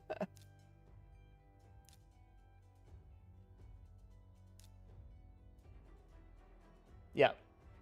No, you're exactly right. That's exactly what it is.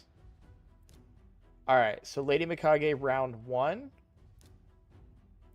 Open with Metamorph. And we want to stun. And we don't want to use this. So for round 2, we don't want to transform. And we want to prioritize Skittering Death whenever it's up. Round 3, we want to open with Metamorph. We do not transform back. And we use the ally attack priority whenever it's off cooldown. Padrick is still the same. Thor, for round 1, we will prioritize that and don't use this. Round 2, we'll prioritize that and don't use this because we really want that to hit the boss.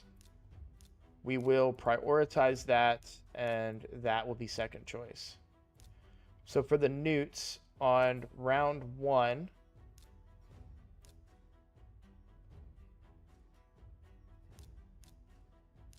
prioritize that. Don't use Blessed Bash on either difficulty. So this newt prioritizes it. This one won't use it first, and he'll use it on the second wave. This is to help Thor, by the way. And we never use Blessed Bash throughout it. And then on round 3, we're going to prioritize Blessed Bash. But I will do openers. Whoops. On round 3, I will do openers on that. And I'm going to say don't even bother on round 3 with Fury of the King. All right, make sure I didn't screw this up. He uses it and then doesn't use it. See? No. He doesn't use it. Yeah, there we go. Okay, yeah, we're good.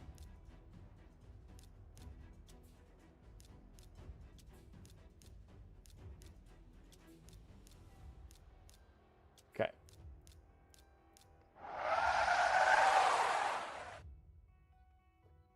Hey, thank you. Oh, thank you, Freak Gaming. Thank you. Sorry, I couldn't see it in my thing. Thank you, Freak Gaming, for the raid. Welcome, everybody. Thank you. Yeah, my newts are a little slow on this account. What's going on, Fox Mode? How you doing? I'll take a look at it. Sure, Sean. Give me 1 second. Cheers. Thanks, Freak. What's up, Wolfcracks? How you doing?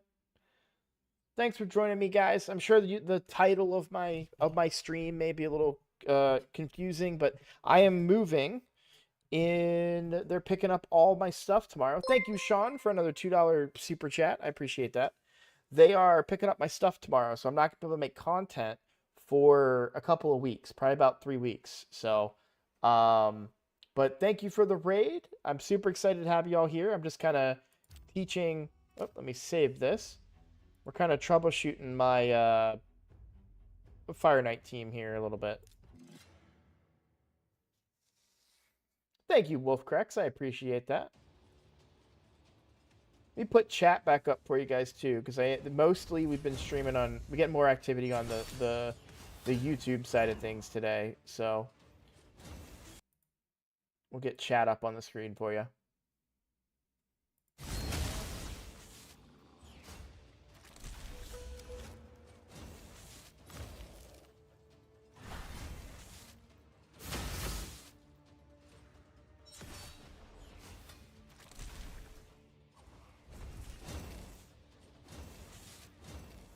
I need to set that to opener and then don't use. Actually, Thor's stun might come in here. I need to crash, but good luck with the move. Thank you, Freak. I appreciate it. Yeah, it doesn't matter. Thor just kills him anyways. All right. She should transform. Ally attack.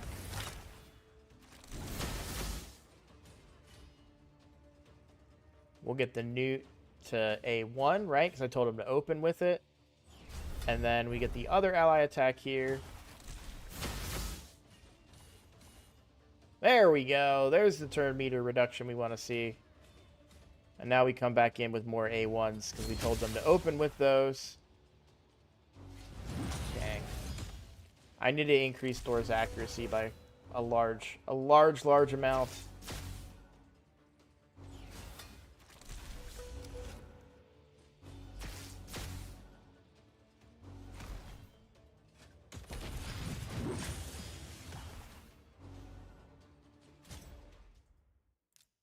So I forgot this team wasn't completed, but, and the reason I say not completed is because my Thor's accuracy is too low. Far too low. And I forgot about that. I just remembered, so we were working on this team, me and a friend of mine, for quite a while. Thor's accuracy is only 148. That's not going to cut it. And we're not trying like that, you know, that's something that I've been toying with. It's not a completed team. So, but back to what we were talking about over on Sean's account. So you said you wanted me to look at your Fire Knight team. What was it? You said maybe look at my champion pool. Spider 10 team. Okay. Oh, I know exactly the Spider 10 team I would do for you. Yeah, I think you're probably already running it. Yeah. You were basically running the same team that I am on my main.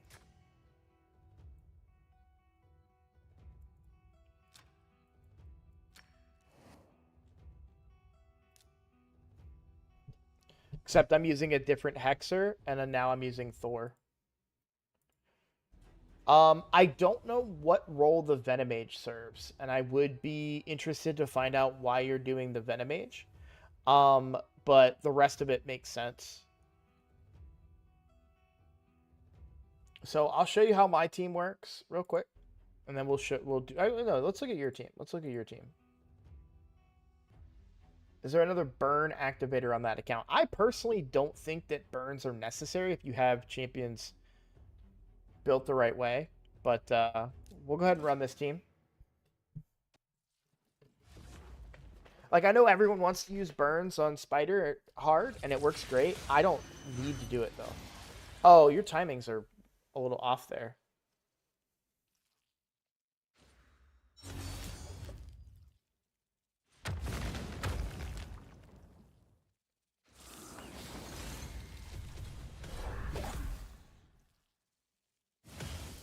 I don't need to look at your champion pool. This is a great team.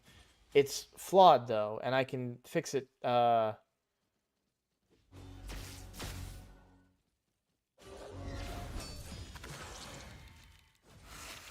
a little tuning, we can fix this pretty good.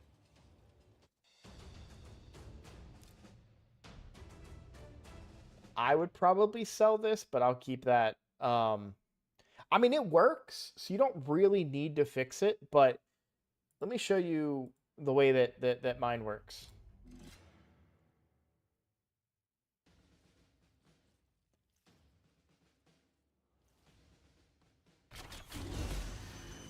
So, Hex placed, we didn't land it on a couple, which is unfortunate. I think that's an affinity thing. But Acrizia, so you kind of missed it there. The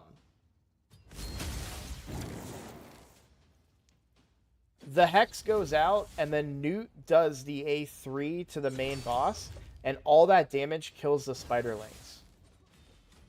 And then Acrizia finishes them off. And then when a new wave comes out, Thor does Thor things.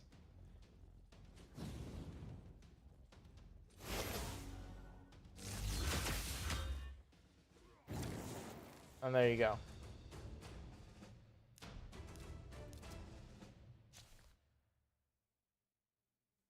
Oh, is that why? You're right, I am. Thank you. I was like, this isn't working right. Did something happen that reset the dungeons to show normal first?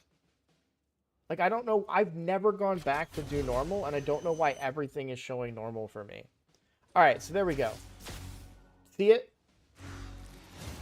Newt killed all those spiders by doing enemy max HP damage to the boss, and all those spiders died. Acrizia does some enemy max HP, gets them low. Newt comes in, gets that low, and then Thor is going to kill all of these, and that kills the spider. Very, very quick. We do have speed on it.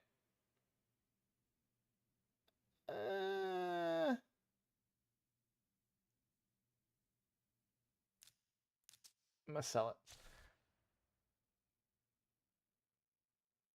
Yeah, I hate when it goes back to normal too. But you can see that that's a 6-turn team.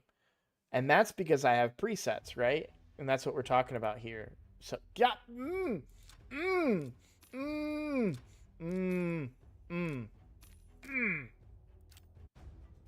I hate it. I hate. Wrong boss. All right. So in the team setup, this time, because we're only fighting one difficulty, this was a test, and it's now my main team.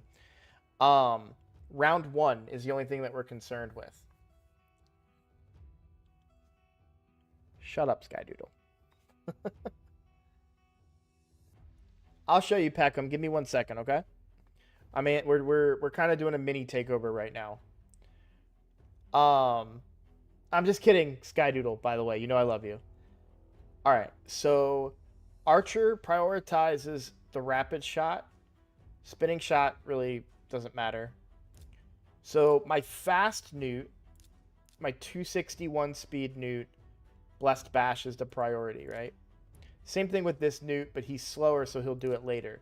Acrizia prioritizes domination and then shutdown, and then Thor prioritizes the decreased speed and then the big nuke.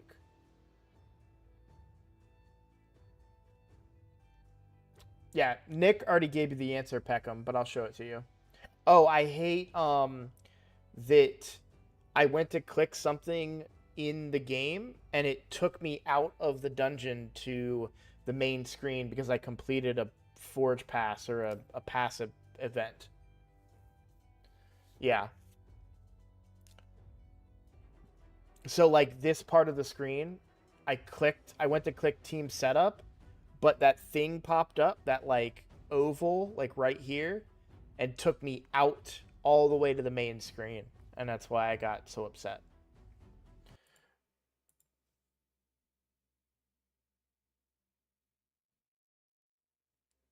All right, I'm going to keep that piece because I don't want to mess up your account or anything. But your speeds are quite a bit slower. So if I was to do a team setup and say I use this same team, you said this isn't your team. You wanted to use something else. This is a great team, though. I wouldn't worry about doing something else. Like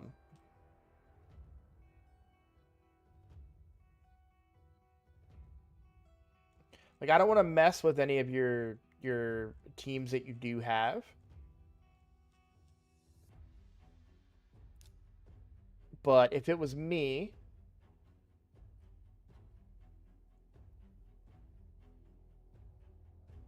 I think you have a great team. Mithrala, Newt, Acrizia. Um,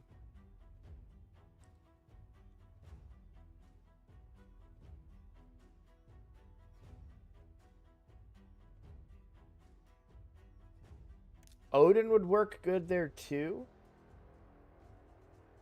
And I assume Wukong, probably Candy actually would be. Is Candy your best nuker?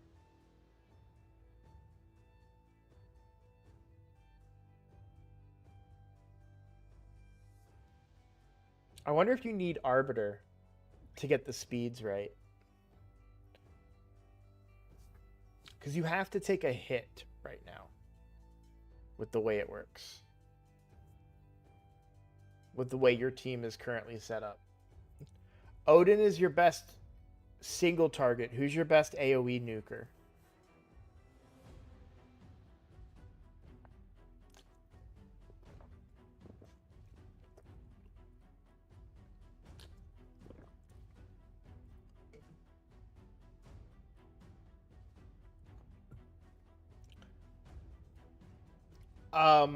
One shot, not bombs. Ow. Did I pick the microphone pick up that crack in my wrist? That was loud. I heard that through my headphones. Oh, sorry, Supreme Gaelic. Nuker?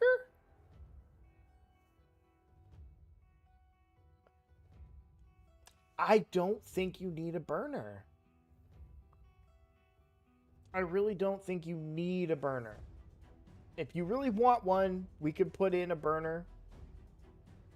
You definitely do keep a lot of people in the vault, don't you?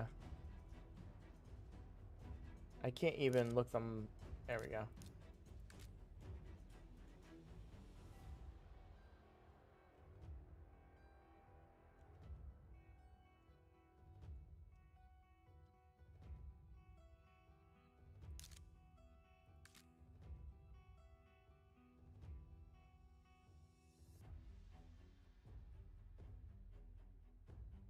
Where is your Artak? We just watched him, right? We just used him, didn't we?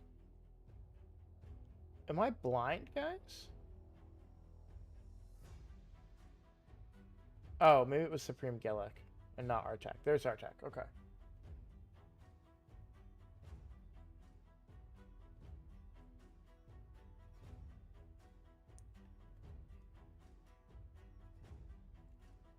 I don't think you need it. I think let's go with Candy. Candy's got the 5-star blessing. I don't know what his build is like.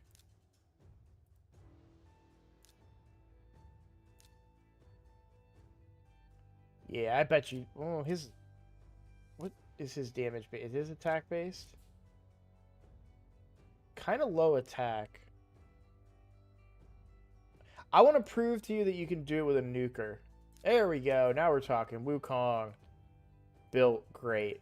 Prefer a little bit more crit damage, but you probably just didn't get the rolls. Yeah. Oh, you're doing crit rate gauntlets. That's why. Okay.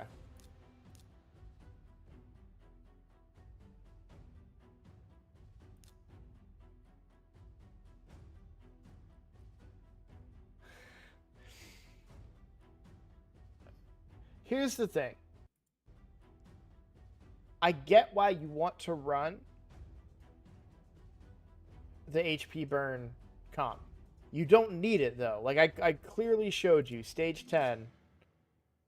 This is 6 turns. If you want to run your team that runs burns, it's fine. You don't need a 6-turn team. But I'm telling you, you can, and right there was why. That Newt killed all of those spiders and took the full spider down below half HP only because of Hex. It's the only reason that happened.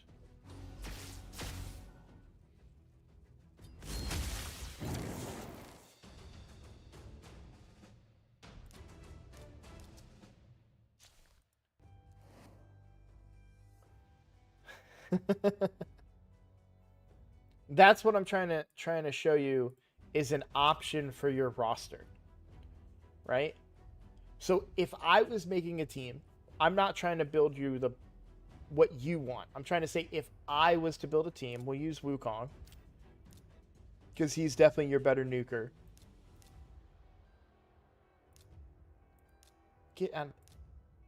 This is what I would do. Okay? Now we're too slow. So I'm going to open. Because we don't have anybody fast enough to do the damage here, right? Then I want to prioritize this. So everybody... And you know what? Maybe you wouldn't want to build this team because it's too slow. Because your account is too slow.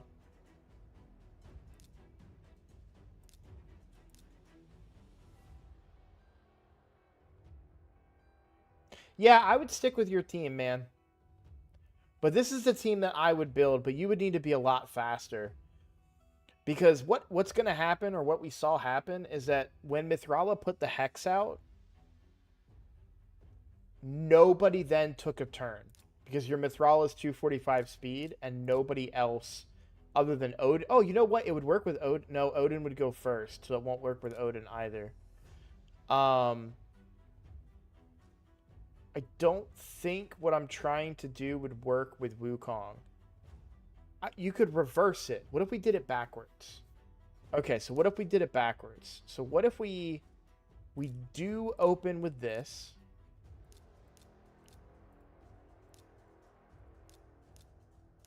I like this. I like this now. Okay.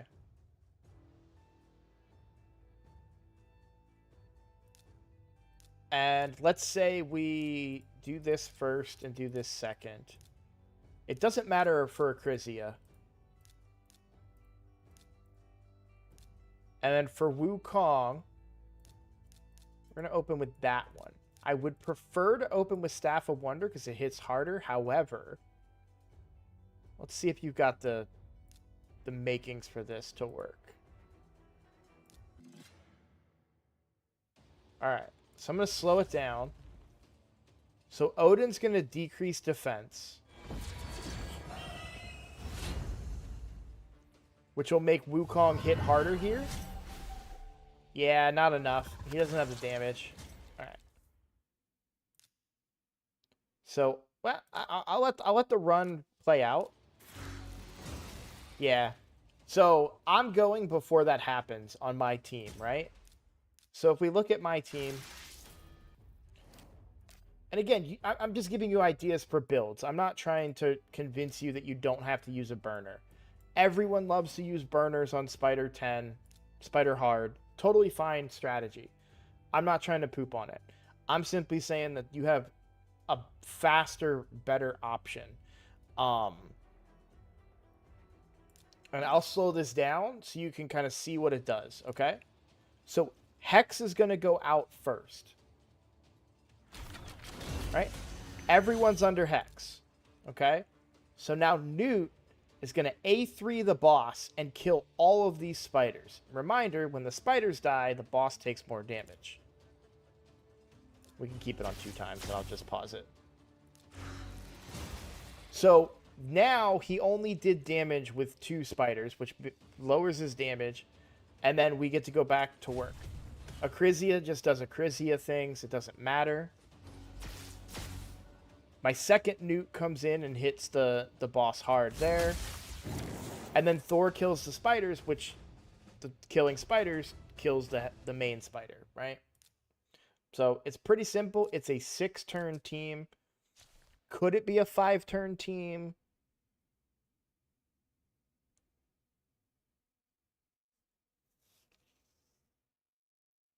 I don't know how I would do it with my roster. Unless I had some other form of Hex.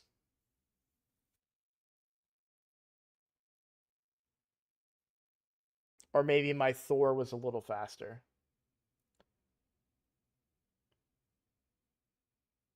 If I can get the blessing, yeah.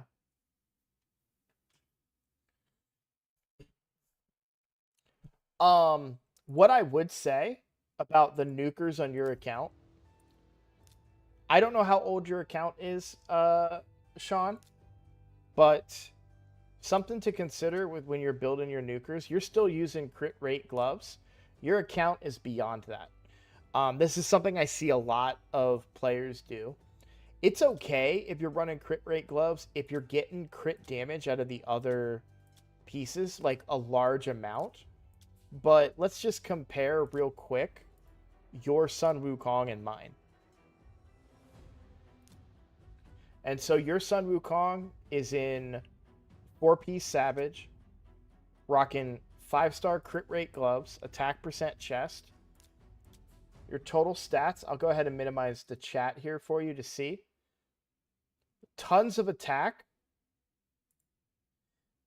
If we go to my free-to-play and my Wukong, now I do have the 4-star blessing. I will give you that.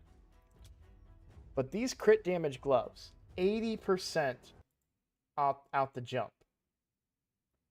Right?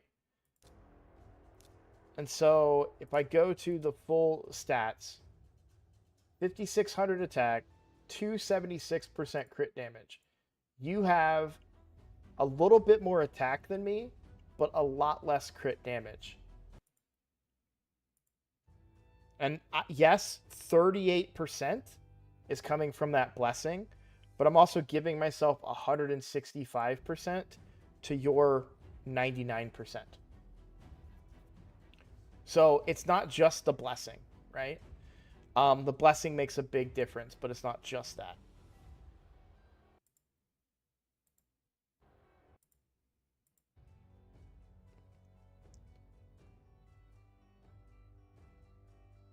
Oh, I don't even have crit damage for my Great Hall for Spirit yet. And you had a bunch already for that too.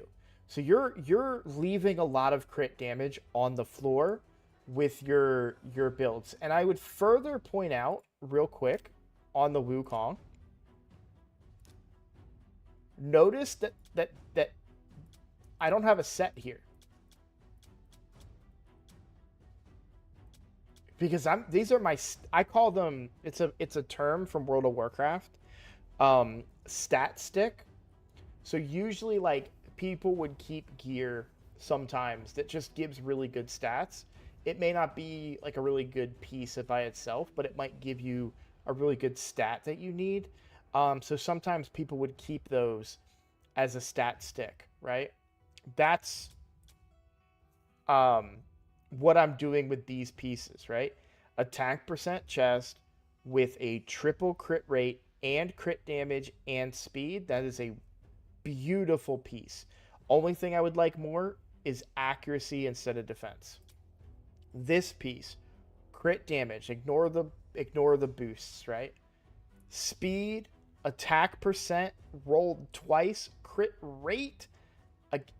The flat attack, I would prefer to be accuracy, and I'd be very happy, right? Um, so these are really like things to pay attention to improve those builds on your roster. And if you'd like to take a look for a piece for Sun Wukong real quick, because I don't use the optimizer. I don't either. I have built most of these champions on stream with people in the chat, and we build them live, right? But here's the other thing I do, and I want to point this out. This is not necessarily wrong. Okay? Oh, you kind of do it. You kind of do it. So for me, attack percent on the gloves, I'm not looking for that. I'm looking for crit rate, crit damage, because this is the only area you can get more crit rate and crit damage, right? So that's usually what I'm looking for in gloves. If I don't get a roll that I'm looking for, like this rolled defense, this did get attack. So this one, I'll take all the way up. Right? But these ones I won't take up. And the reason that I do that is if I take this all the way up, I will never look at it again. Because I'm going to assume that rolled attack and I boosted it all the way up.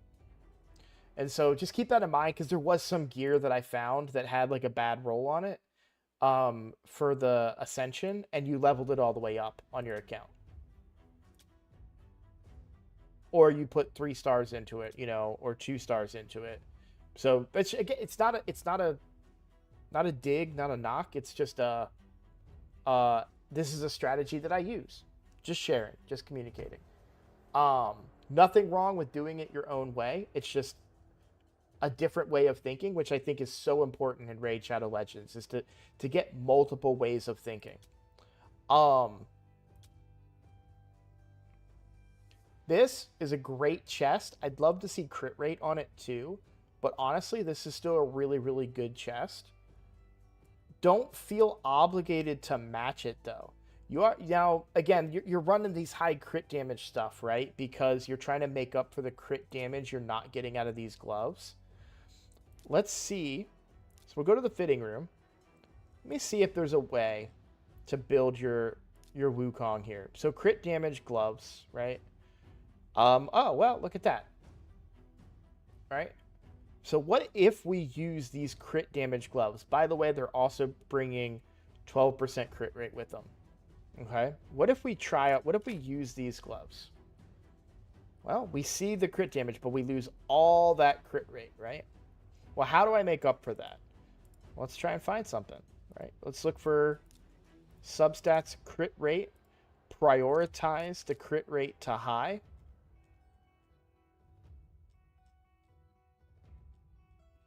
And what do we got? Okay.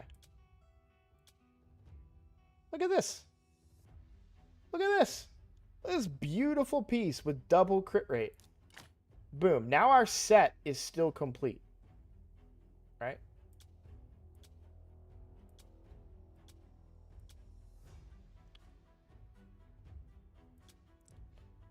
Still not able to find that full crit rate that we're looking for, unfortunately. But that's the kind of strategy that I would use, right? Now, if we look, what if we do equipped here?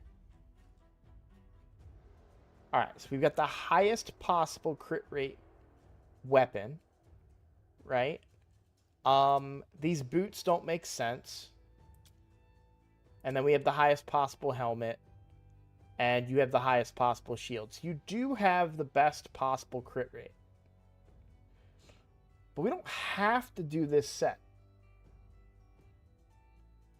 Leveling this up to 16 doesn't do anything for us because you cannot get any additional crit rate roll.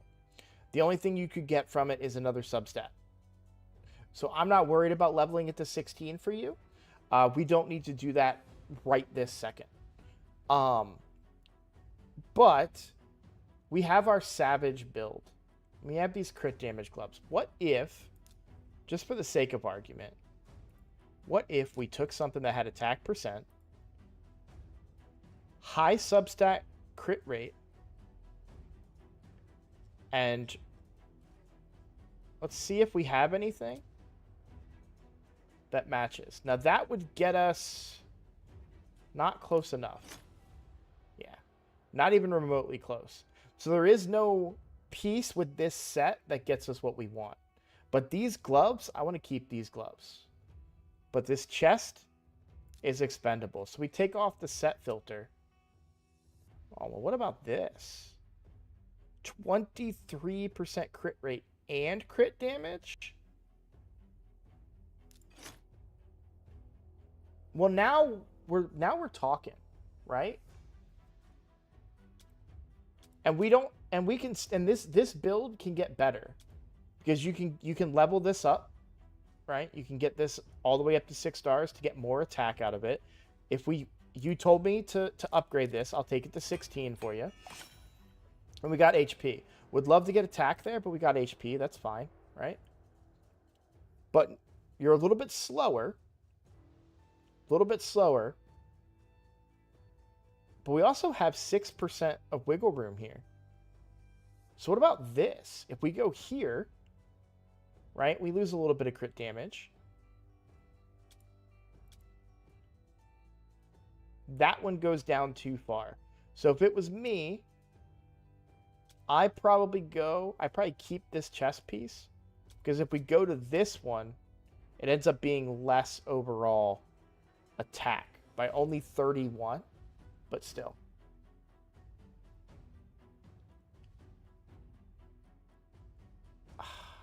I'm not going to rebuild your whole Sun Wukong. I'm going to be straight with you about it. But this is kind of what I would do for your Sun Wukong. A little bit less attack,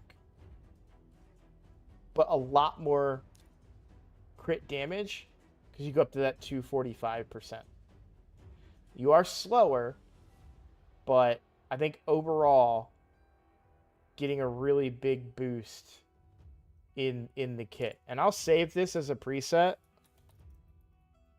so that you can try it out and see how you like it.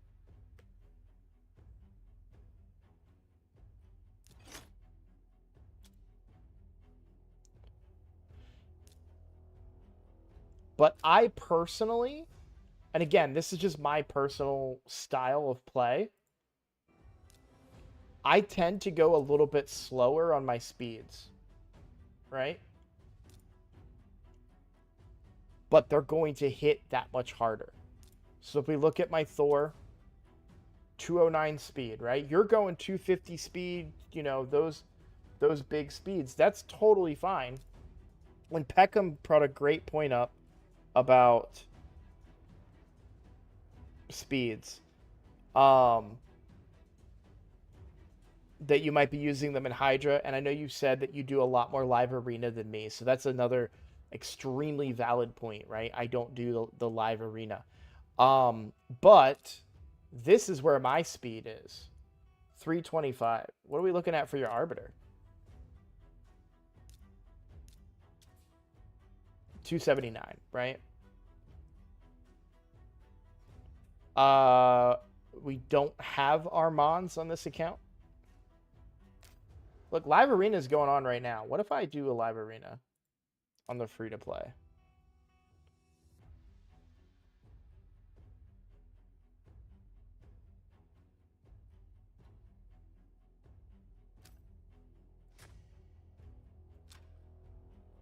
Granted, I'm only doing silver 1, but Odin is your fastest? Yeah.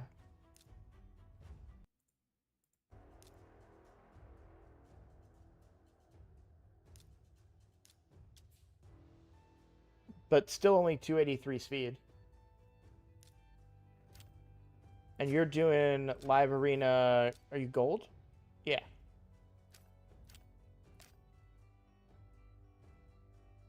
No. You're good. You're good. I'm pretty much done with the takeover. I was gonna show you that like my Armands is 270. So he's only a smidge slower than your fastest champion, which is your Odin. And my Armands by himself beats out your Arbiter by 1 speed. Yeah, he could probably make his Arbiter faster. Yeah. Oh, 100%. He's not even running speed set.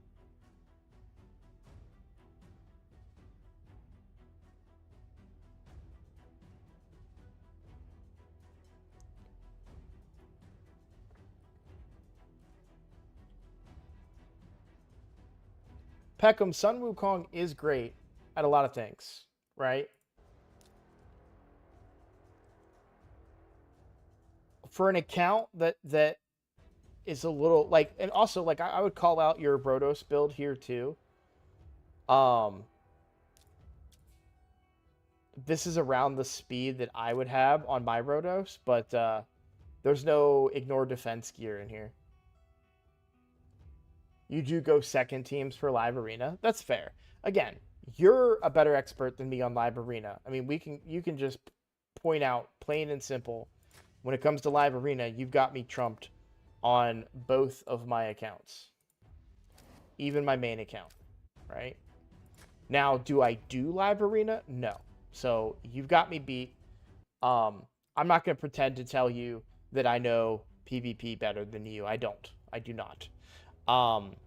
But I do go up against a lot of speed in my difficulty. And to counter that, I built a lot of speed. The thing is, 250 speed Wukong is great.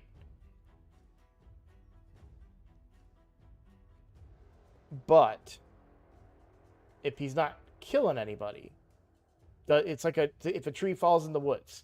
You know, if he's super fast, but he doesn't kill anybody, does it make a difference? So I'm gonna do one live arena battle on the free to play.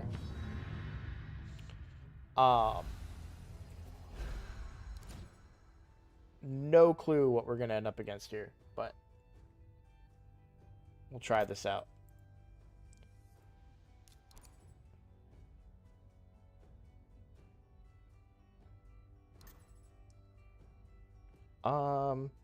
So I'll use my Wukong for the sake of argument here. Obviously, I have Teox. I've got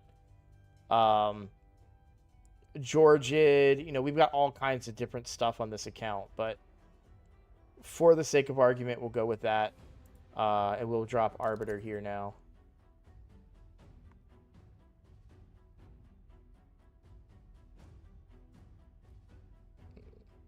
No, I don't think I need the UDK.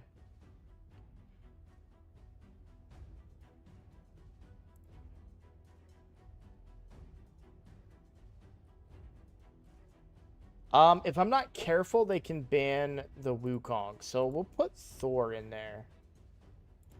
Or what if we did the rabbit? No, not the rabbit. Do Georgid? Sure. I'm gonna ban Azora because I'm building a speed team. You're not. You're not. But I am.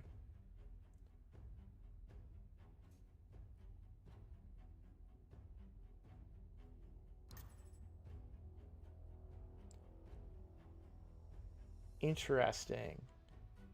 Normally I would go with the Odin Aura, but because I'm not running all Void, we're gonna go with the Aura to speed up my Armands. I'm pretty sure my Armands is faster than his Deacon. I can't imagine that it's not, but I could be wrong.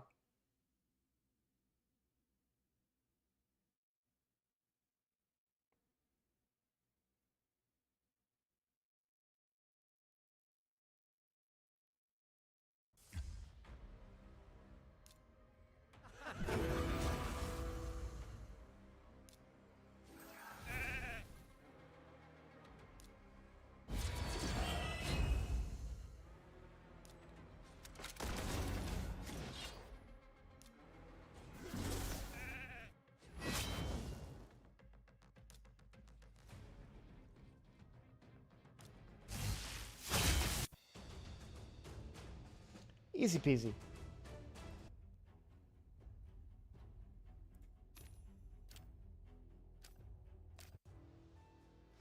And just to kind of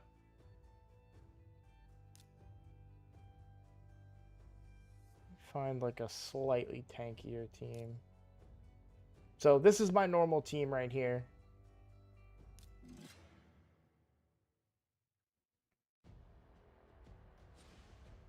I go first.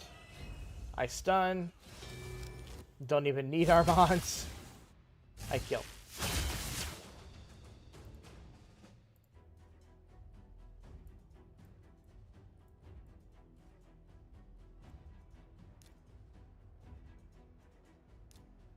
For this one, I could use my Wukong. I don't really want to mess with my presets. I'll just take him out and put Wukong in.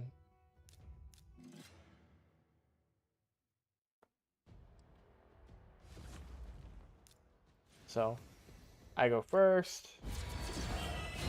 I stun. Polymorph. Ooh, interesting. Now I wish I had my Thor. Okay. So, we still take everybody out. I wonder if I can destroy through that.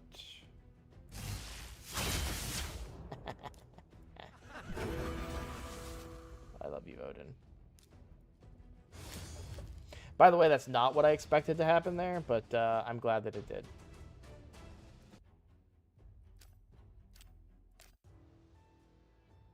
Didn't really get to demonstrate the damage from the Wukong that much, but you saw that even with the UDK, he was able to kill the other two people, right? Those are the important things, right? Getting that damage out there is so big. So it's just stuff to think about. Again, I want to say that plain and simple, when it comes to your account, you're doing a lot of great things. I think your account's great. You have a great understanding of the game. You can take your great understanding of the game and amplify it and become better than me and other players that have been playing the game for a very long time. Because what you've done is you've managed to find a way to do all this great success without doing the things that I learned from watching content creators and stuff, right? So like you have these really fast, efficient teams for dungeons, right? Like you have this awesome Sand Devil team that's faster than my team. And you came up with that and you don't even need presets for it. Same thing with Spider's Den. You have a 37-second team and you don't even run presets for it, right? It doesn't, like, you're good at this game. And I want to be clear about this. You are good at this game, and you could just be better. You could just improve and be amazing at this game if you changed a few little things.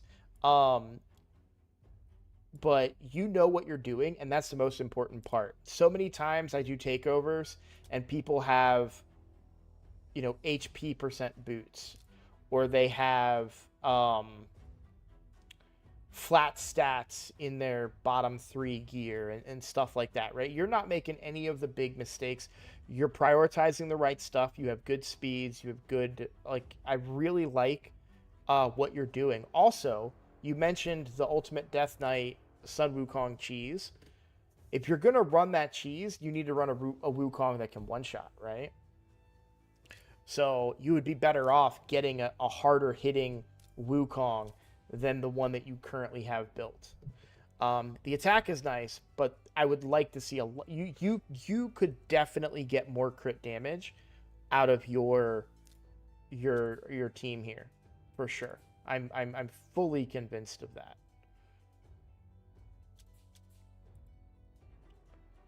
But you're doing a lot of, I really like everything about your account. Great champions, strong account, like really, really solid. I like it a lot. So yeah, you're doing a great job. Keep it up. I'm going to go ahead and hop off your account. I feel like I've hijacked it for long enough.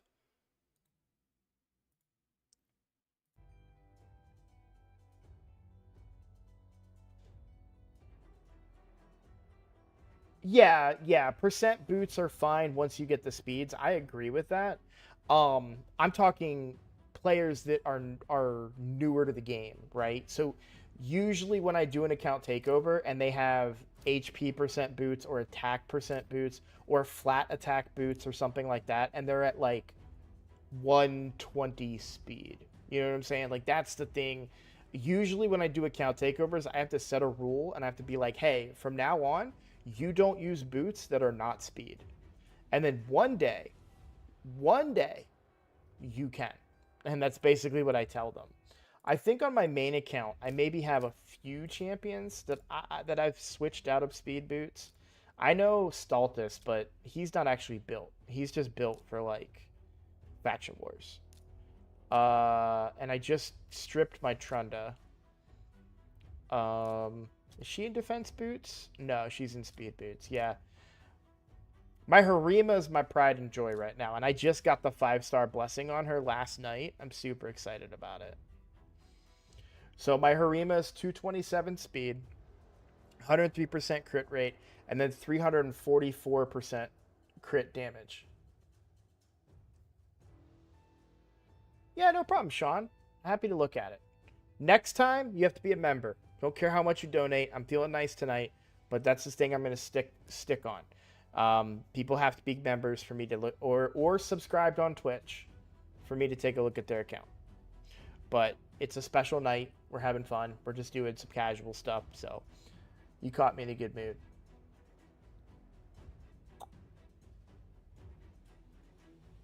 What would hurt in Live Arena?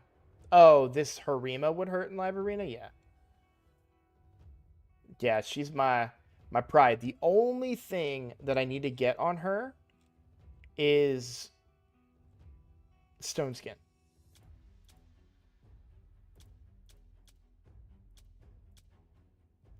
And unfortunately, as you can clearly see, I don't have a single ring of Stone Skin on the account. For Shadowkin specifically, right? Like I really want to get her in a 4-piece Stone Skin. Now maybe there's a defense percent chest out there in Stone Skin, but to get 22% crit rate out of it, I don't think it exists. Let's take a look. Why don't we take a look? This is how I gear without using the optimizer, by the way, right? So I would go defense percent, crit rate, crit damage, chest, equipped, priority stat, crit rate. What is my highest crit rate defense percent chest? And I'm going to want 6 stars, right?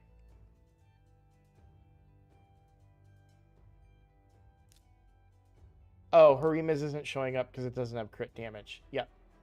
So there you go, right? There isn't one that exists on the account that has crit damage. That is, I would lose too much crit rate if I was to swap to one of these. And none of them are Stone Skin. We'll take this to 12 just to see if I get lucky and get... Nope, don't get enough there.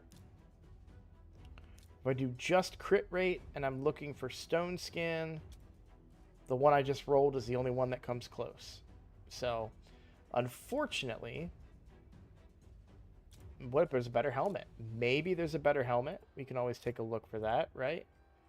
So we'll go helmet. We're looking for substat crit rate. My highest crit rate helmet this time. We'll take offset filters and see if there's a higher crit rate helmet for Stone Skin. There is. Okay. Well, now we're talking a little bit, right? Because now that chest starts to become a little more viable. Same here. Do we have any that have defense percent? Yeah.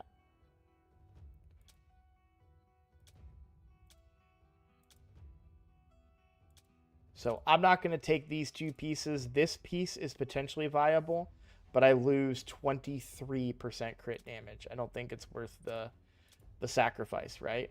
When I already have a good stone skin helmet with speed on her.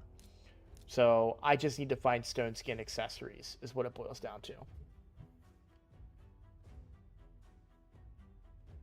Sorry, let me get caught up on vodka, man. I was just about to ask where you've been, buddy. I feel like we haven't talked to each other in like 2 weeks. Um, chest and neck, yeah, the chest. You need 19. Hi, mod person. Hi. I'm back from lurking. What did I miss? Not much, comp. What are you up to? You working vodka? Wow, nah, off for a week. That's my job, lurking. How's it going? What's up, Crafty Crab? How you doing tonight? Hell yeah, that's awesome. All right. Congrats on being off for a week, man. I wish I could do more content for you guys, but like I said, this green screen's gonna be gone. I hope everything's okay, vodka. But this, so I'm sure you saw the title, vodka. I'm going away. The time has come. But I will be back hopefully before Christmas. Hopefully. Yeah, Harima is my like pride and joy on the account. And I wouldn't say pride and joy actually. Like my main Newt is probably my favorite build. And I really like my Rodos on here because he's in Merciless. Almost full Merciless. He's a little too slow, but we can get these boots to roll. We might get a little bit more action there.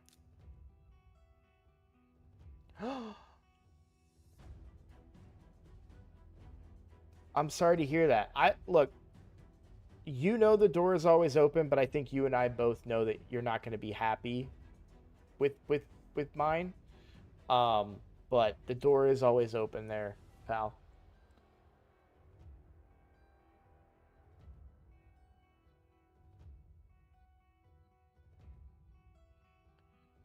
My clan's lost a lot of people too. Those two big hitters in Mad sold their accounts and quit. Oh wow. Leasu is my new pride and joy. Man, if I had him, I'd be saying the same thing. He looks awesome. Well, if you ever started to play Live Arena, that Harima. Yeah, no, I've used her in Live Arena. Live Arena. I've used her in Live Arena. Usually I still lose.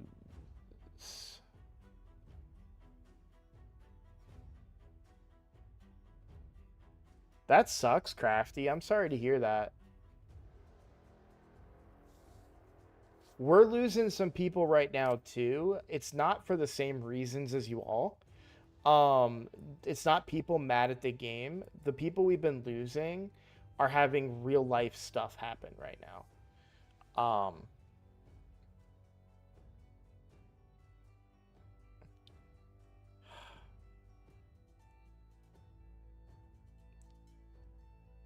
I'm just saying, vodka, if all you want to do is chill and win, we be doing that.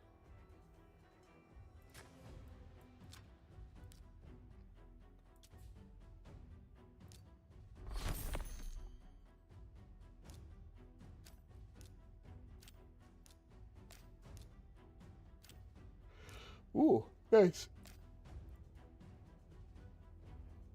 Yeah, I know a lot of people are mad at the game right now.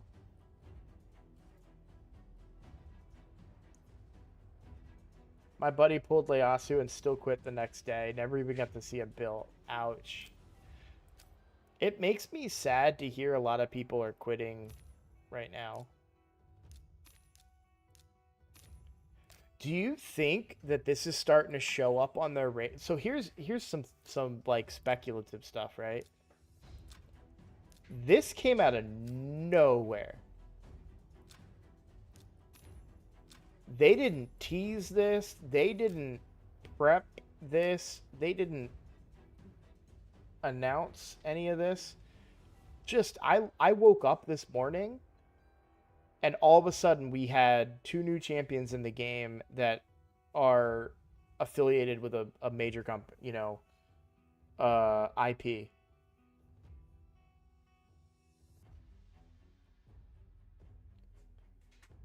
Am I saying Ieyasu because the eyes look like L's? Is it Yasu?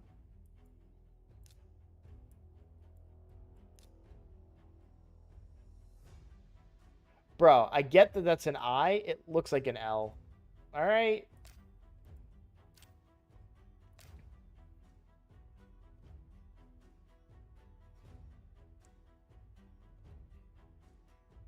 .403 crit damage. Hell yeah. It's hard not to quit or take a break with everything they are doing, but still have love for the game. Void Leg. Yeah, I know who he is. They do plans 6 months ahead. Well, but I'm saying, like, wouldn't you tease this a little bit? Don't you guys think? Icky, what's going on, man? How you doing? I All right. I think Skeletor is good for what he is. He is good for early game.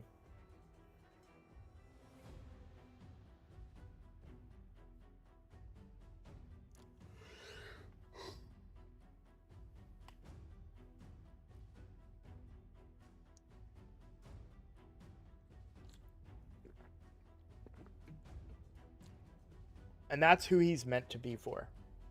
He's not meant for me. He's not meant for Icky. Certainly not meant for vodka, right? He's meant to be an early game uh, champion. Yeah, I would say about the same quality as Adolin. I actually made that comparison earlier tonight. Same here, Soto. I didn't grow up with the original He-Man. Um, but I am a fan of the universe. I watched the He-Man series uh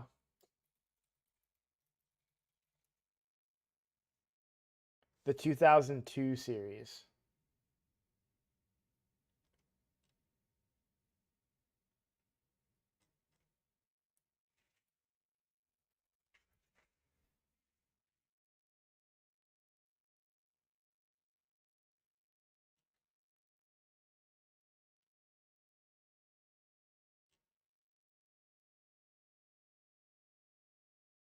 I was looking for a trailer or something, but there isn't really one. But yeah, I watched the 2002 series. I was probably too old to be watching cartoons at that time, but you know, I still liked it.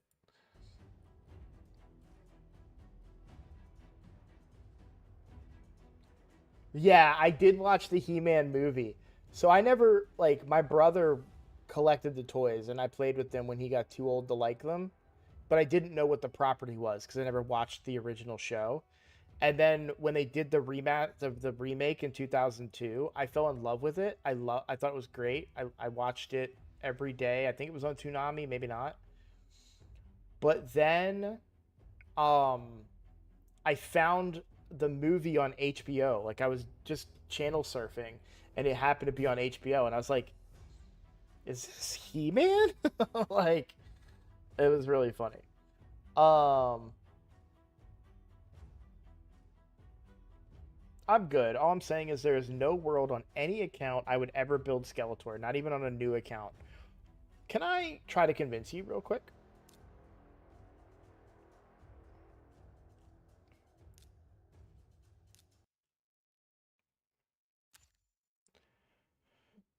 Two times hitter, chance to increase duration of a random debuff on the target. Now, there are better versions of this ability out there, but extending debuffs is very, very valuable. You're talking about extending a burn, extending poisons, extending decrease attack in particular.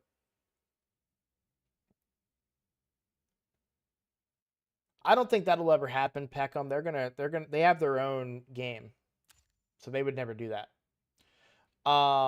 Marvel would never do that. I think does Lord of the Rings have a gotcha game? They probably do. This is where I think it's very interesting. No, I don't know. We can look at our bias kit. We can look at our biases kit, but I think Skeletor does something that no other champion in the game can do. And I want to be clear because you guys came at me last time I said this.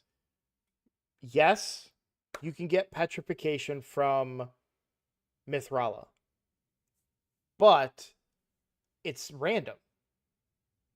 He can just point and say, you get petrified. And he just does that. Yeah, he likes to read. I don't like how many books he takes either, and I said that earlier, but he can designate a target and say, you are petrified, done. I think there's value there, especially for a new player. For a new player, build him very fast, right? High accuracy, high-ish. You really don't need super high accuracy with his kit. And you can say that nuker is petrified. That Armand's is petrified. Whatever it may be. I'm going to take this guy out of the fight for 1 or 2 turns. No other champion can do that. I don't think it's super great, but it is something that is special and unique. Then, when we're talking new account, I'm talking like, hey, 7-day-old account, increase accuracy, you need it. You don't want it on a new account. You need it. You guys saw when I did the ninja account, my ninja didn't have enough accuracy to land his burns on some of the difficulties of clan boss that we were doing, right? We're getting that here, right? And then we're talking about the buff extension with the A1, the debuff rather. That can extend a leech to keep people alive. That can extend poisons. That can extend burns, right? This part is stupid. And this, by the way, I think is just they basically just ripped off the owl.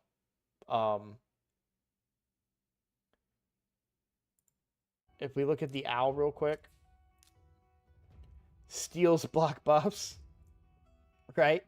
Increase accuracy on all allies. Steals block buffs, increase accuracy on all allies. That has a turn meter depletion in it. The owl doesn't do anything with turn meter. So I just want to point that out, that this is basically just the owl.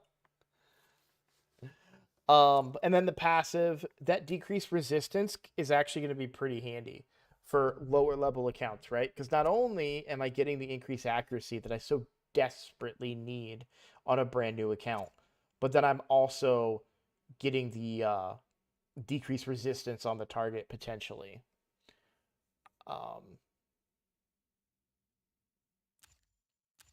So for a brand new account, I think Skeletor makes some sense.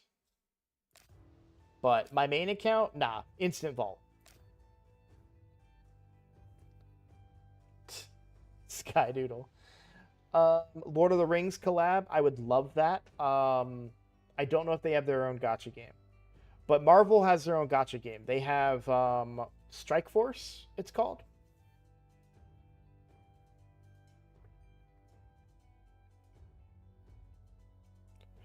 So I don't think Marvel would ever do it. I would be surprised if Lord of the Rings didn't have a gacha game.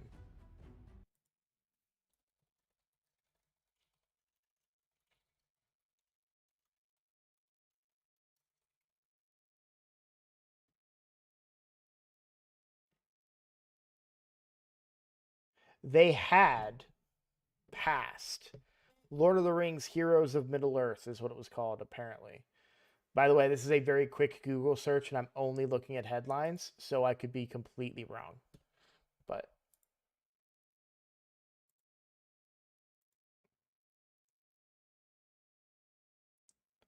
I mean, I'm very creative with your teams in Live Arena. Yes, I do know that. It was shut down within a year. Okay.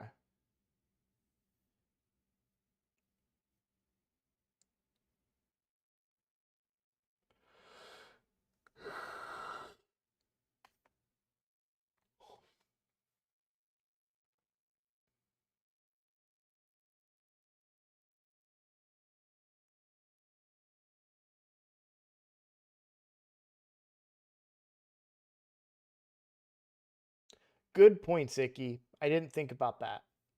The amount of books is a problem. Yeah. That is a major, major problem. I did not think about that. Especially early game when you're not getting any books, and those could go towards your Sun Wukong, theoretically.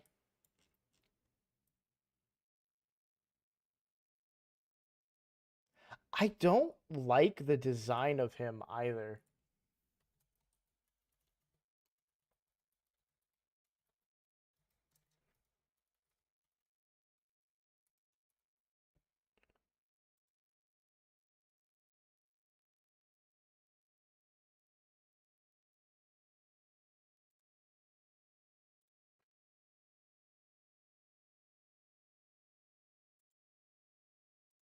Not to like nitpick too much, but like this is the Skeletor that I know from the 2002 one. I don't like the yellow skull. Why can't that be white? Right? Everything else about it makes sense. But the yellow skull, I don't, I feel like the white, I lost my picture. The white contrasts better with that purple. Like it pops more from the darkness of that helmet. Maybe that's just me, but I think the yellow is just a little too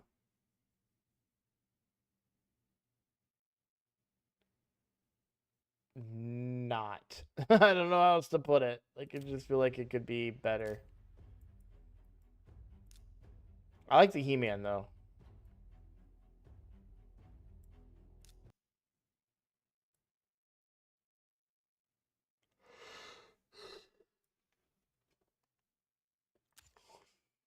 Especially because he does. I don't like the sword. I think that sword looks.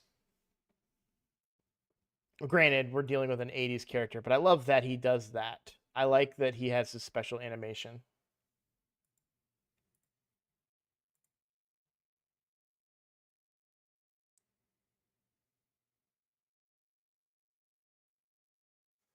He doesn't Palladium own a mech game. They should bring that into Raid.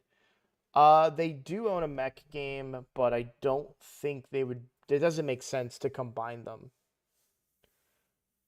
Yeah, the purple is too flat, Sean. That makes a good sense. I'm sorry, Zen. I'm so sorry. I'll go to bed. Guys, Zen wants me to go to bed, so we're gonna go to bed. Um, is it worth getting He-Man?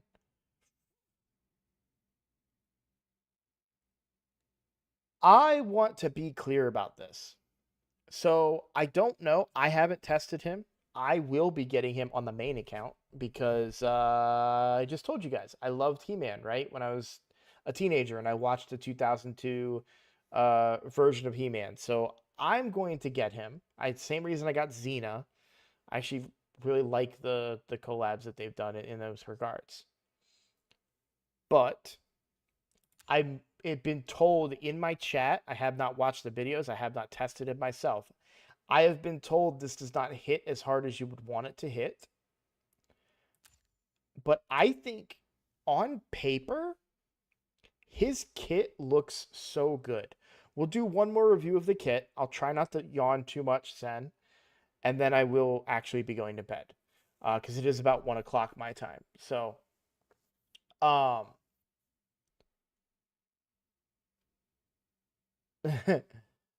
so we'll talk about the kit. So attacks one enemy, places an extra hit on enemies from the corrupted.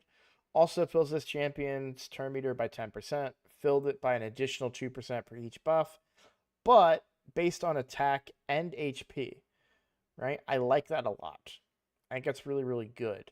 And we'll talk more about that later. This is the attack that breaks through Stone Skin, or ignores it, which is an important distinction. Attacks one enemy before attacking. Self-buffing attack that can ignore Stone Skin. Nice. The damage on this is based on attack and HP again, so you could build him a lot of different ways. And I think that that's very valuable. I like that. I think the reason that this doesn't hit very hard is because there's no inherent ignoring defense with this ability. I can't remember with Georgid. Again, I'm just spitballing here. I'm not saying with any certainty.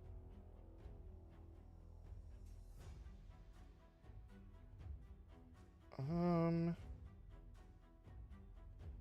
right, yeah. So oh, it ignores defense because of this, right?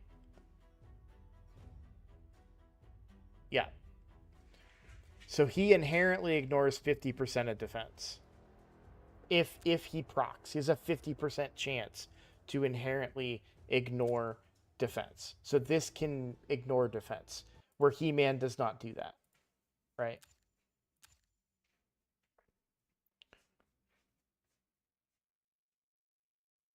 But I would build him like Rotos, exactly like Skydoodle says. Yeah. Then here, and something that I really like about this, because Rotos doesn't do AoE hits, right? AoE hit, the damage inflicted by the skill increases by 10% for each buff placed on this champion before this skill is used. That doesn't mean the buff has to be on him, it just has to have been placed on him. Stacks up to 500%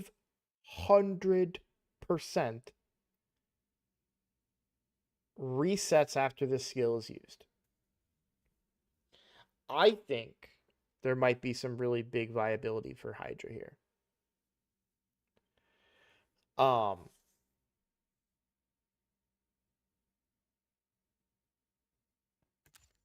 Then the passive increases champion's attack and HP by 5% for each buff placed on this champion, stacks up to 50. Now, I assume that's going to be 50% for attack and 50% for HP. Feel free to correct me if I'm wrong. Again, I have not watched any videos on how he actually works.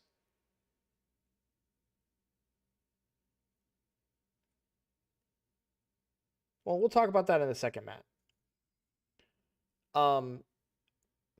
He self buffs strengthen at the beginning of his turn. So if you think about that for a second, every single turn he's gaining 10% damage.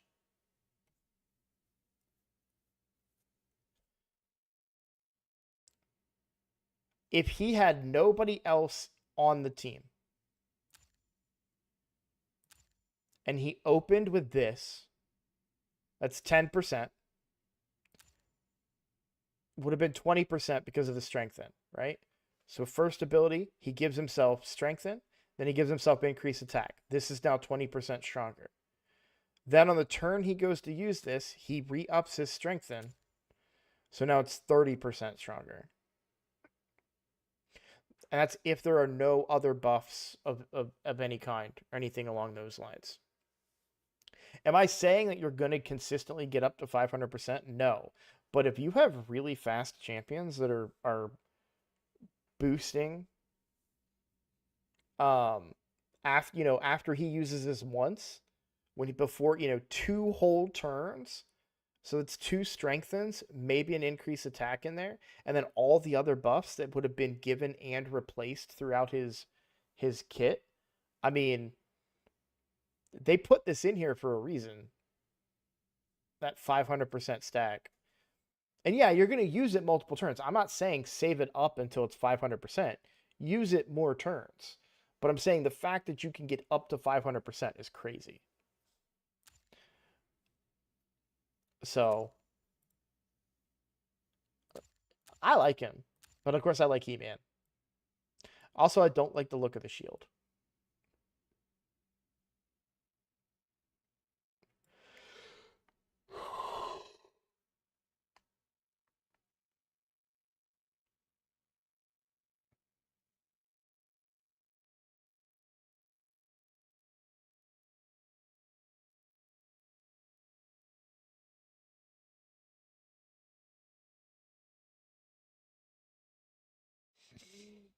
If he's built like my Thor is, let's take a let's take a look. Let's take a look. Oh, I can't. I've used my key on this account, haven't I?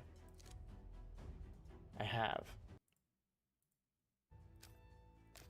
That's irrelevant on the free to play.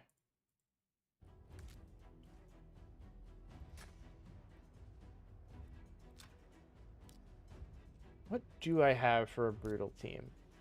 I think I still have my Thor, right? I do have my Thor. Block buffs. Heck, wait, second Archer.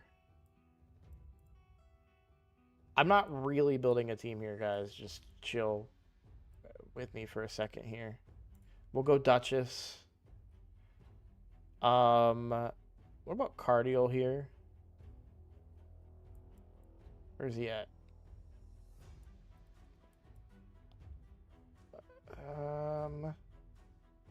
Hex, provoke, block buffs. Don't really have a way to deal with the fear. Oh yeah, we're dealing with the fear here. Thor. So I would want another damage dealer here.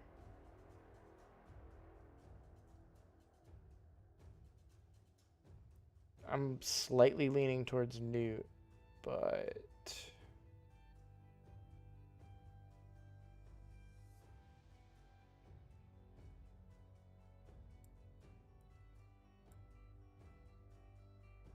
we'll just go Newt. I'm not. This isn't a final team. I'm just testing some stuff here.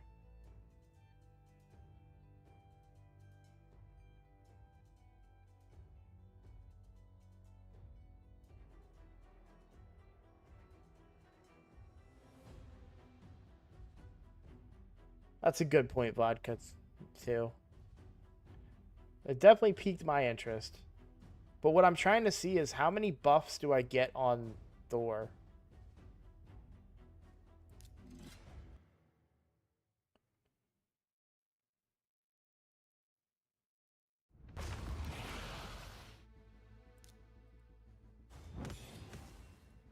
Alright, so that's 3 buffs right there.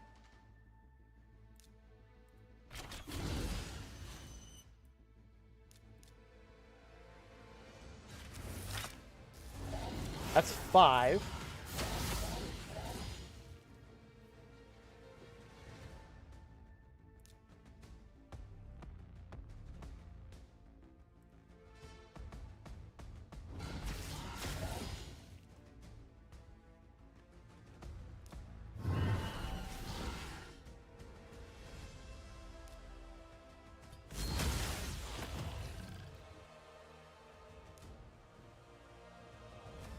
So with He-Man, it would have been 7 buffs because he would have given himself strengthen, and he would have renewed that increased attack. So, assuming that he did the Ignore Stone Skin first.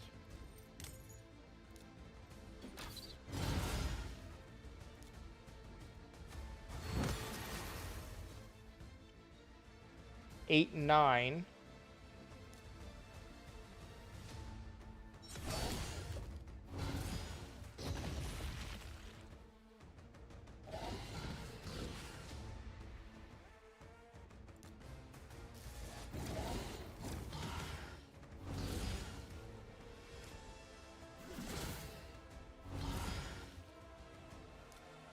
Yeah.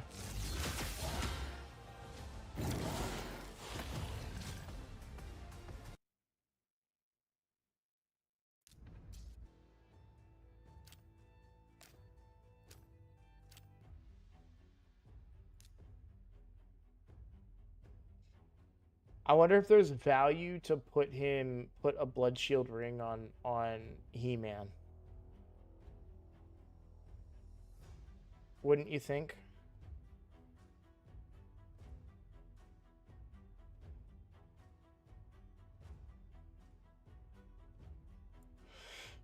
I think he would be paired really well with Padrig too.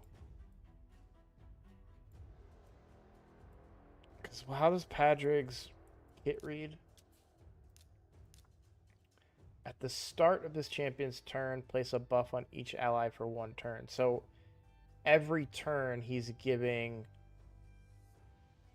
Wait, what is he?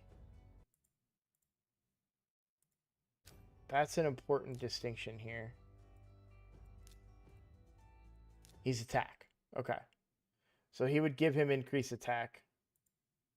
Padrick would. Every time Padrick gets a turn.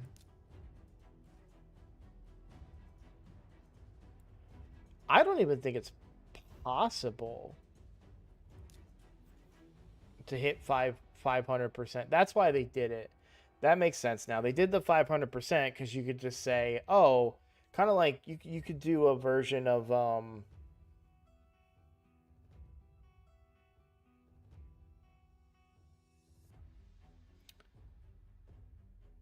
oh, what's the chick that blows up the shields? Yannicka.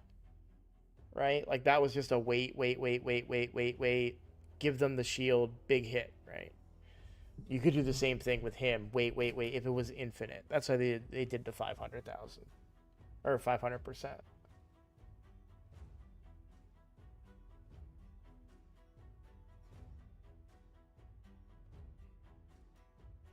Yeah, I know it counts as a buff. I was just curious if one buff like that would matter.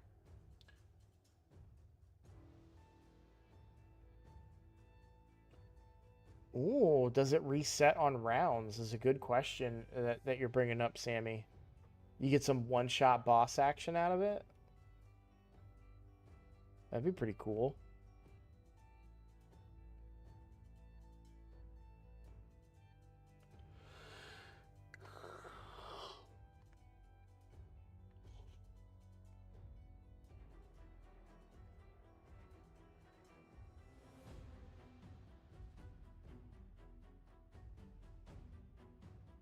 But I'm also wondering if there's value in building him like super slow.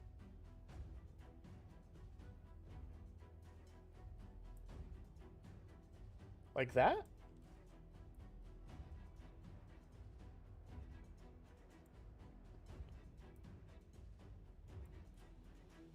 But yeah, I wonder if there was value in building super slow, really high stat He-Man, right? Like attack percent boots.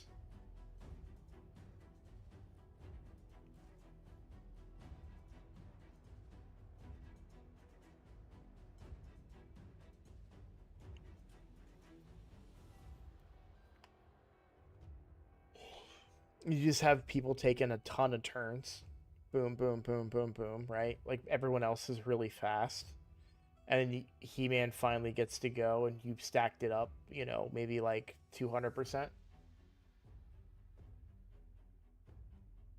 What's up, freak? I'm doing good, man. I'm doing good. I'm getting ready to move. So I'm a couple days away from moving to a new state. So tonight's my last stream for probably about a couple weeks. So you've never seen the Tiger rotated? Oh yeah, he's honestly one of my favorite looking champions. I think they did a great job on this.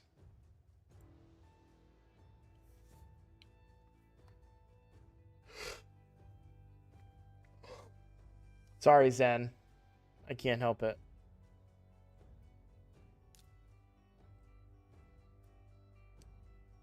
I still can't believe I got. Oh, he's so cool. Oh. I got. Let's re-gear him real quick.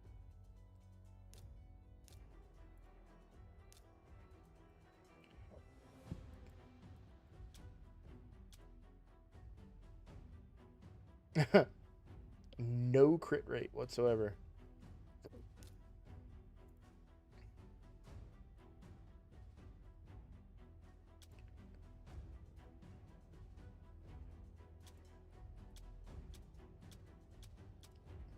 Alright, what if I didn't do speed? What are the gloves that I have in this set?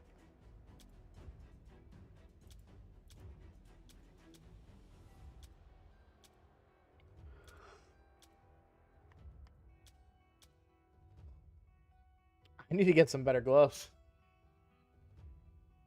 He's my favorite looking champion in the entire game. So I'm extremely not religious. It is not my intention to get into a religious debate at all here, but I am not religious. However, I think angels are some of the coolest looking things out there. Um, my favorite angel would probably be Angemon.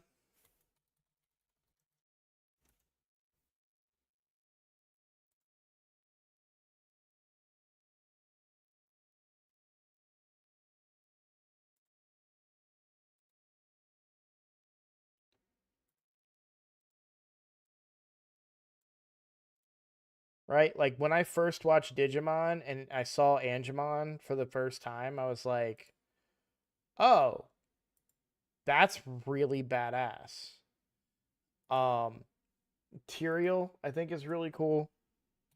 Speaking of collabs,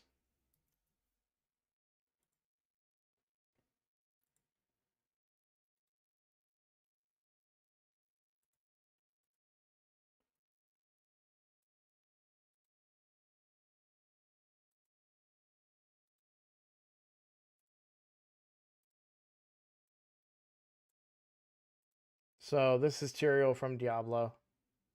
I like the way he looked in Diablo 2, and I still like everything they've done with him since. These like ethereal wings and stuff.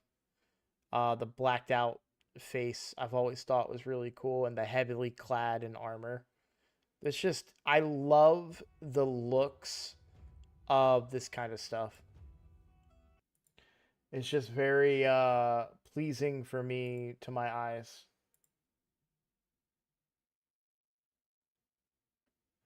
I'm not going to reveal the state, but I will say Midwest.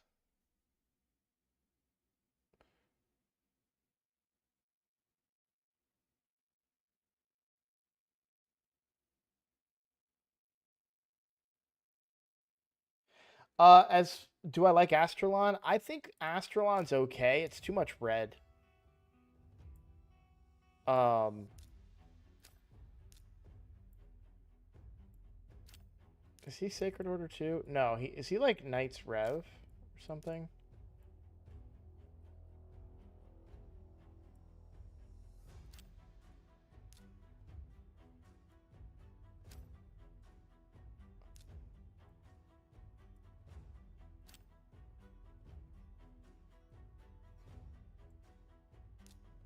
Did I just miss him? He was Sacred Order? Oh, I missed him. Okay. I do really like him, by the way. The wings are not as cool as Cardial's. Um, Red's my favorite color.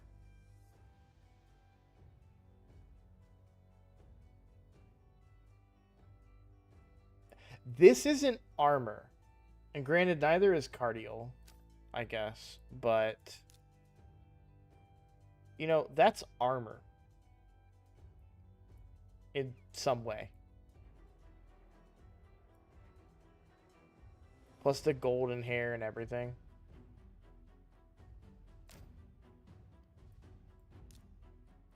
I don't dislike Astralon, but I like Cardial better. So my new most like my new favorite champion that I want to pull now is Toshiro. So the other stuff that I really really like in champions, and I've shown it on camera before. I have a katana that my wife got me because we watched what's it called, Forged in Fire a bunch. But this guy I think is awesome. And so he gives me a throwback too. So one of my favorite movies is Big Trouble in Little China.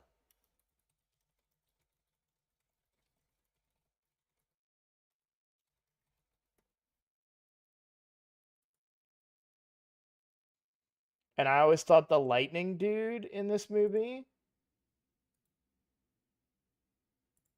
was so cool. This guy. And when he first gets revealed, like you don't even see his face because he's looking through the hat that he's wearing. Here, let me get a better picture.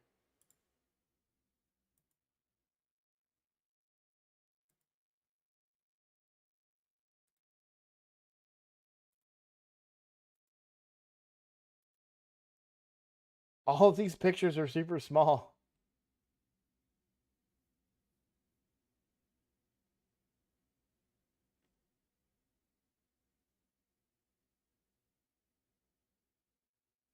But anyways, I love this dude. Aesthetically, he's my new favorite now that I have Cardial.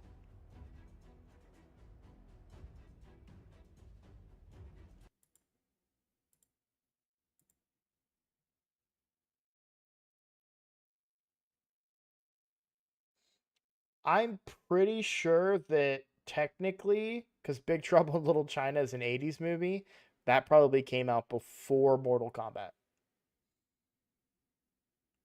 But yes, Raiden from Mortal Kombat is very similar to the lightning guy in Big Trouble.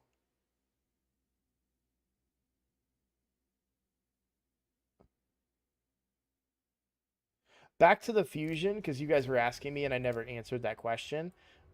I would go for the fusion if I wasn't moving, but I don't need the stress of a fusion right now in my life, so I'm not going for the fusion. But I don't think that it's a terrible kit by any stretch.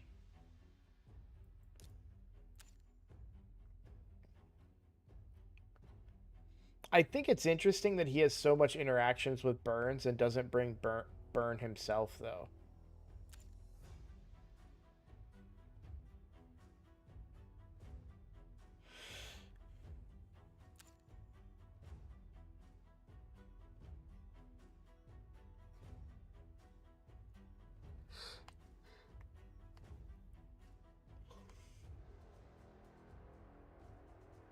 Yeah, I wasn't even born when Big Trouble came out, but I first saw Big Trouble in Little China on y'all. Now this might be an American thing, but Fox Kids in the mornings on like Saturday morning Fox Kids cartoons.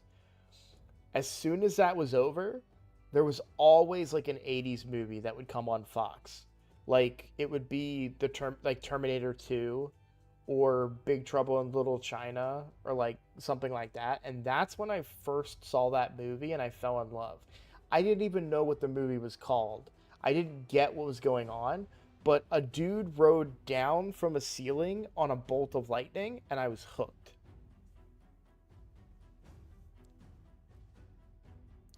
I completely agree. I think this is a great champion for most people's accounts. I am not in a position where I'm going to add stress in my already stressful life while we're moving across the country to a different state. Um, Going after a fusion, right? Like it just doesn't make sense. I'll just, life first. That's all.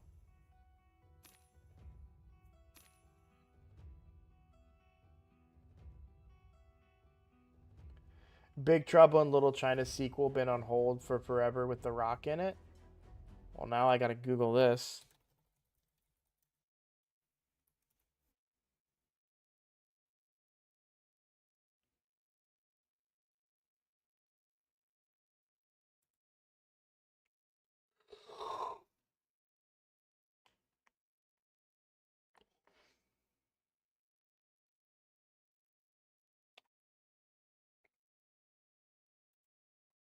All right. I'm a wrestling fan. I'm not a big enough wrestling fan because I'm doing this tonight instead of watching Raw, but I will say I'm a wrestling fan. I am a fan of The Rock. If he screws up Big Trouble in Little China, I'm out.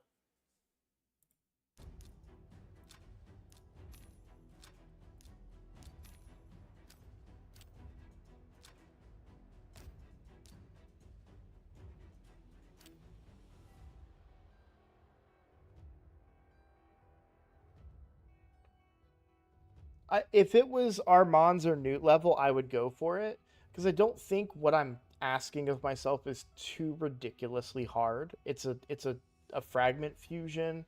Those are usually a little bit easier. I have my phone, I have my laptop. I'm keeping my computer. I'm moving my computer myself.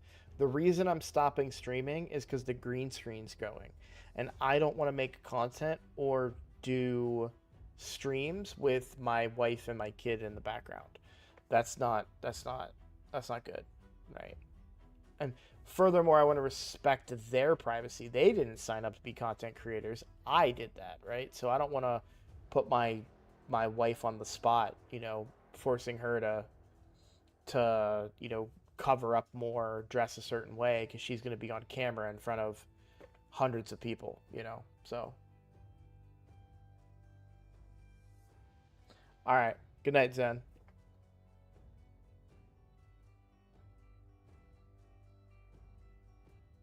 Oh yeah, freak. Yeah, big carries for me too.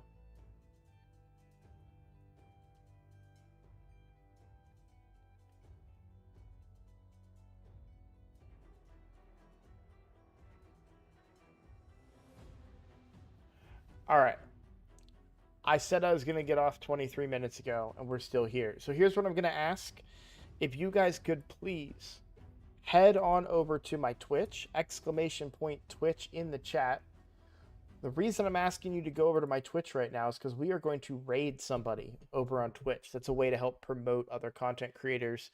Um, I certainly want to be able to help out and kind of spread the love. Someone was kind enough to raid me tonight. I want to take that and pay it forward. So first I'm going to look at who's streaming for raid. Who's streaming for raid. And do we want to do somebody new this time? I did someone new last time, so I think we go with the tried and true of PJ. Do you guys think that sounds like a good idea? I think it's a good idea. Don't know why I'm asking, because we're going to do PJ. All right, guys.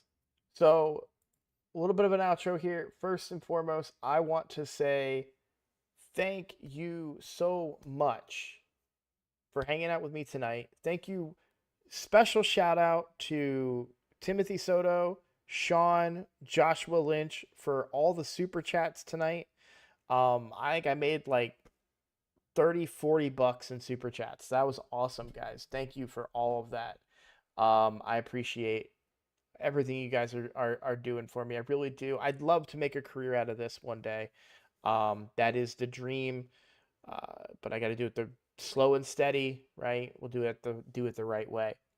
Keep an eye out when I do come back. I do have some collabs lined up with some pretty big names in the content creator community, so I'm very excited about those. I have at least 2 that are currently lined up, so I'm very excited about those. I'm going to try and be on the podcast more when I get back as well. So without any further ado, we are going to go ahead and raid PJ here. And then I will get out of here. So thank you so much, everybody, for everything that you're doing. We're going to start the raid here in a second. He's playing, looks like he's playing Honkai Star Rail, which is awesome because he's definitely got a sponsorship. I need to start doing more of those sponsorship things. But we're going to kick this off in a second. So thanks again, everything that you guys do for me. Thanks for watching. I look forward to getting back to content very, very soon. Without any further ado, here we go.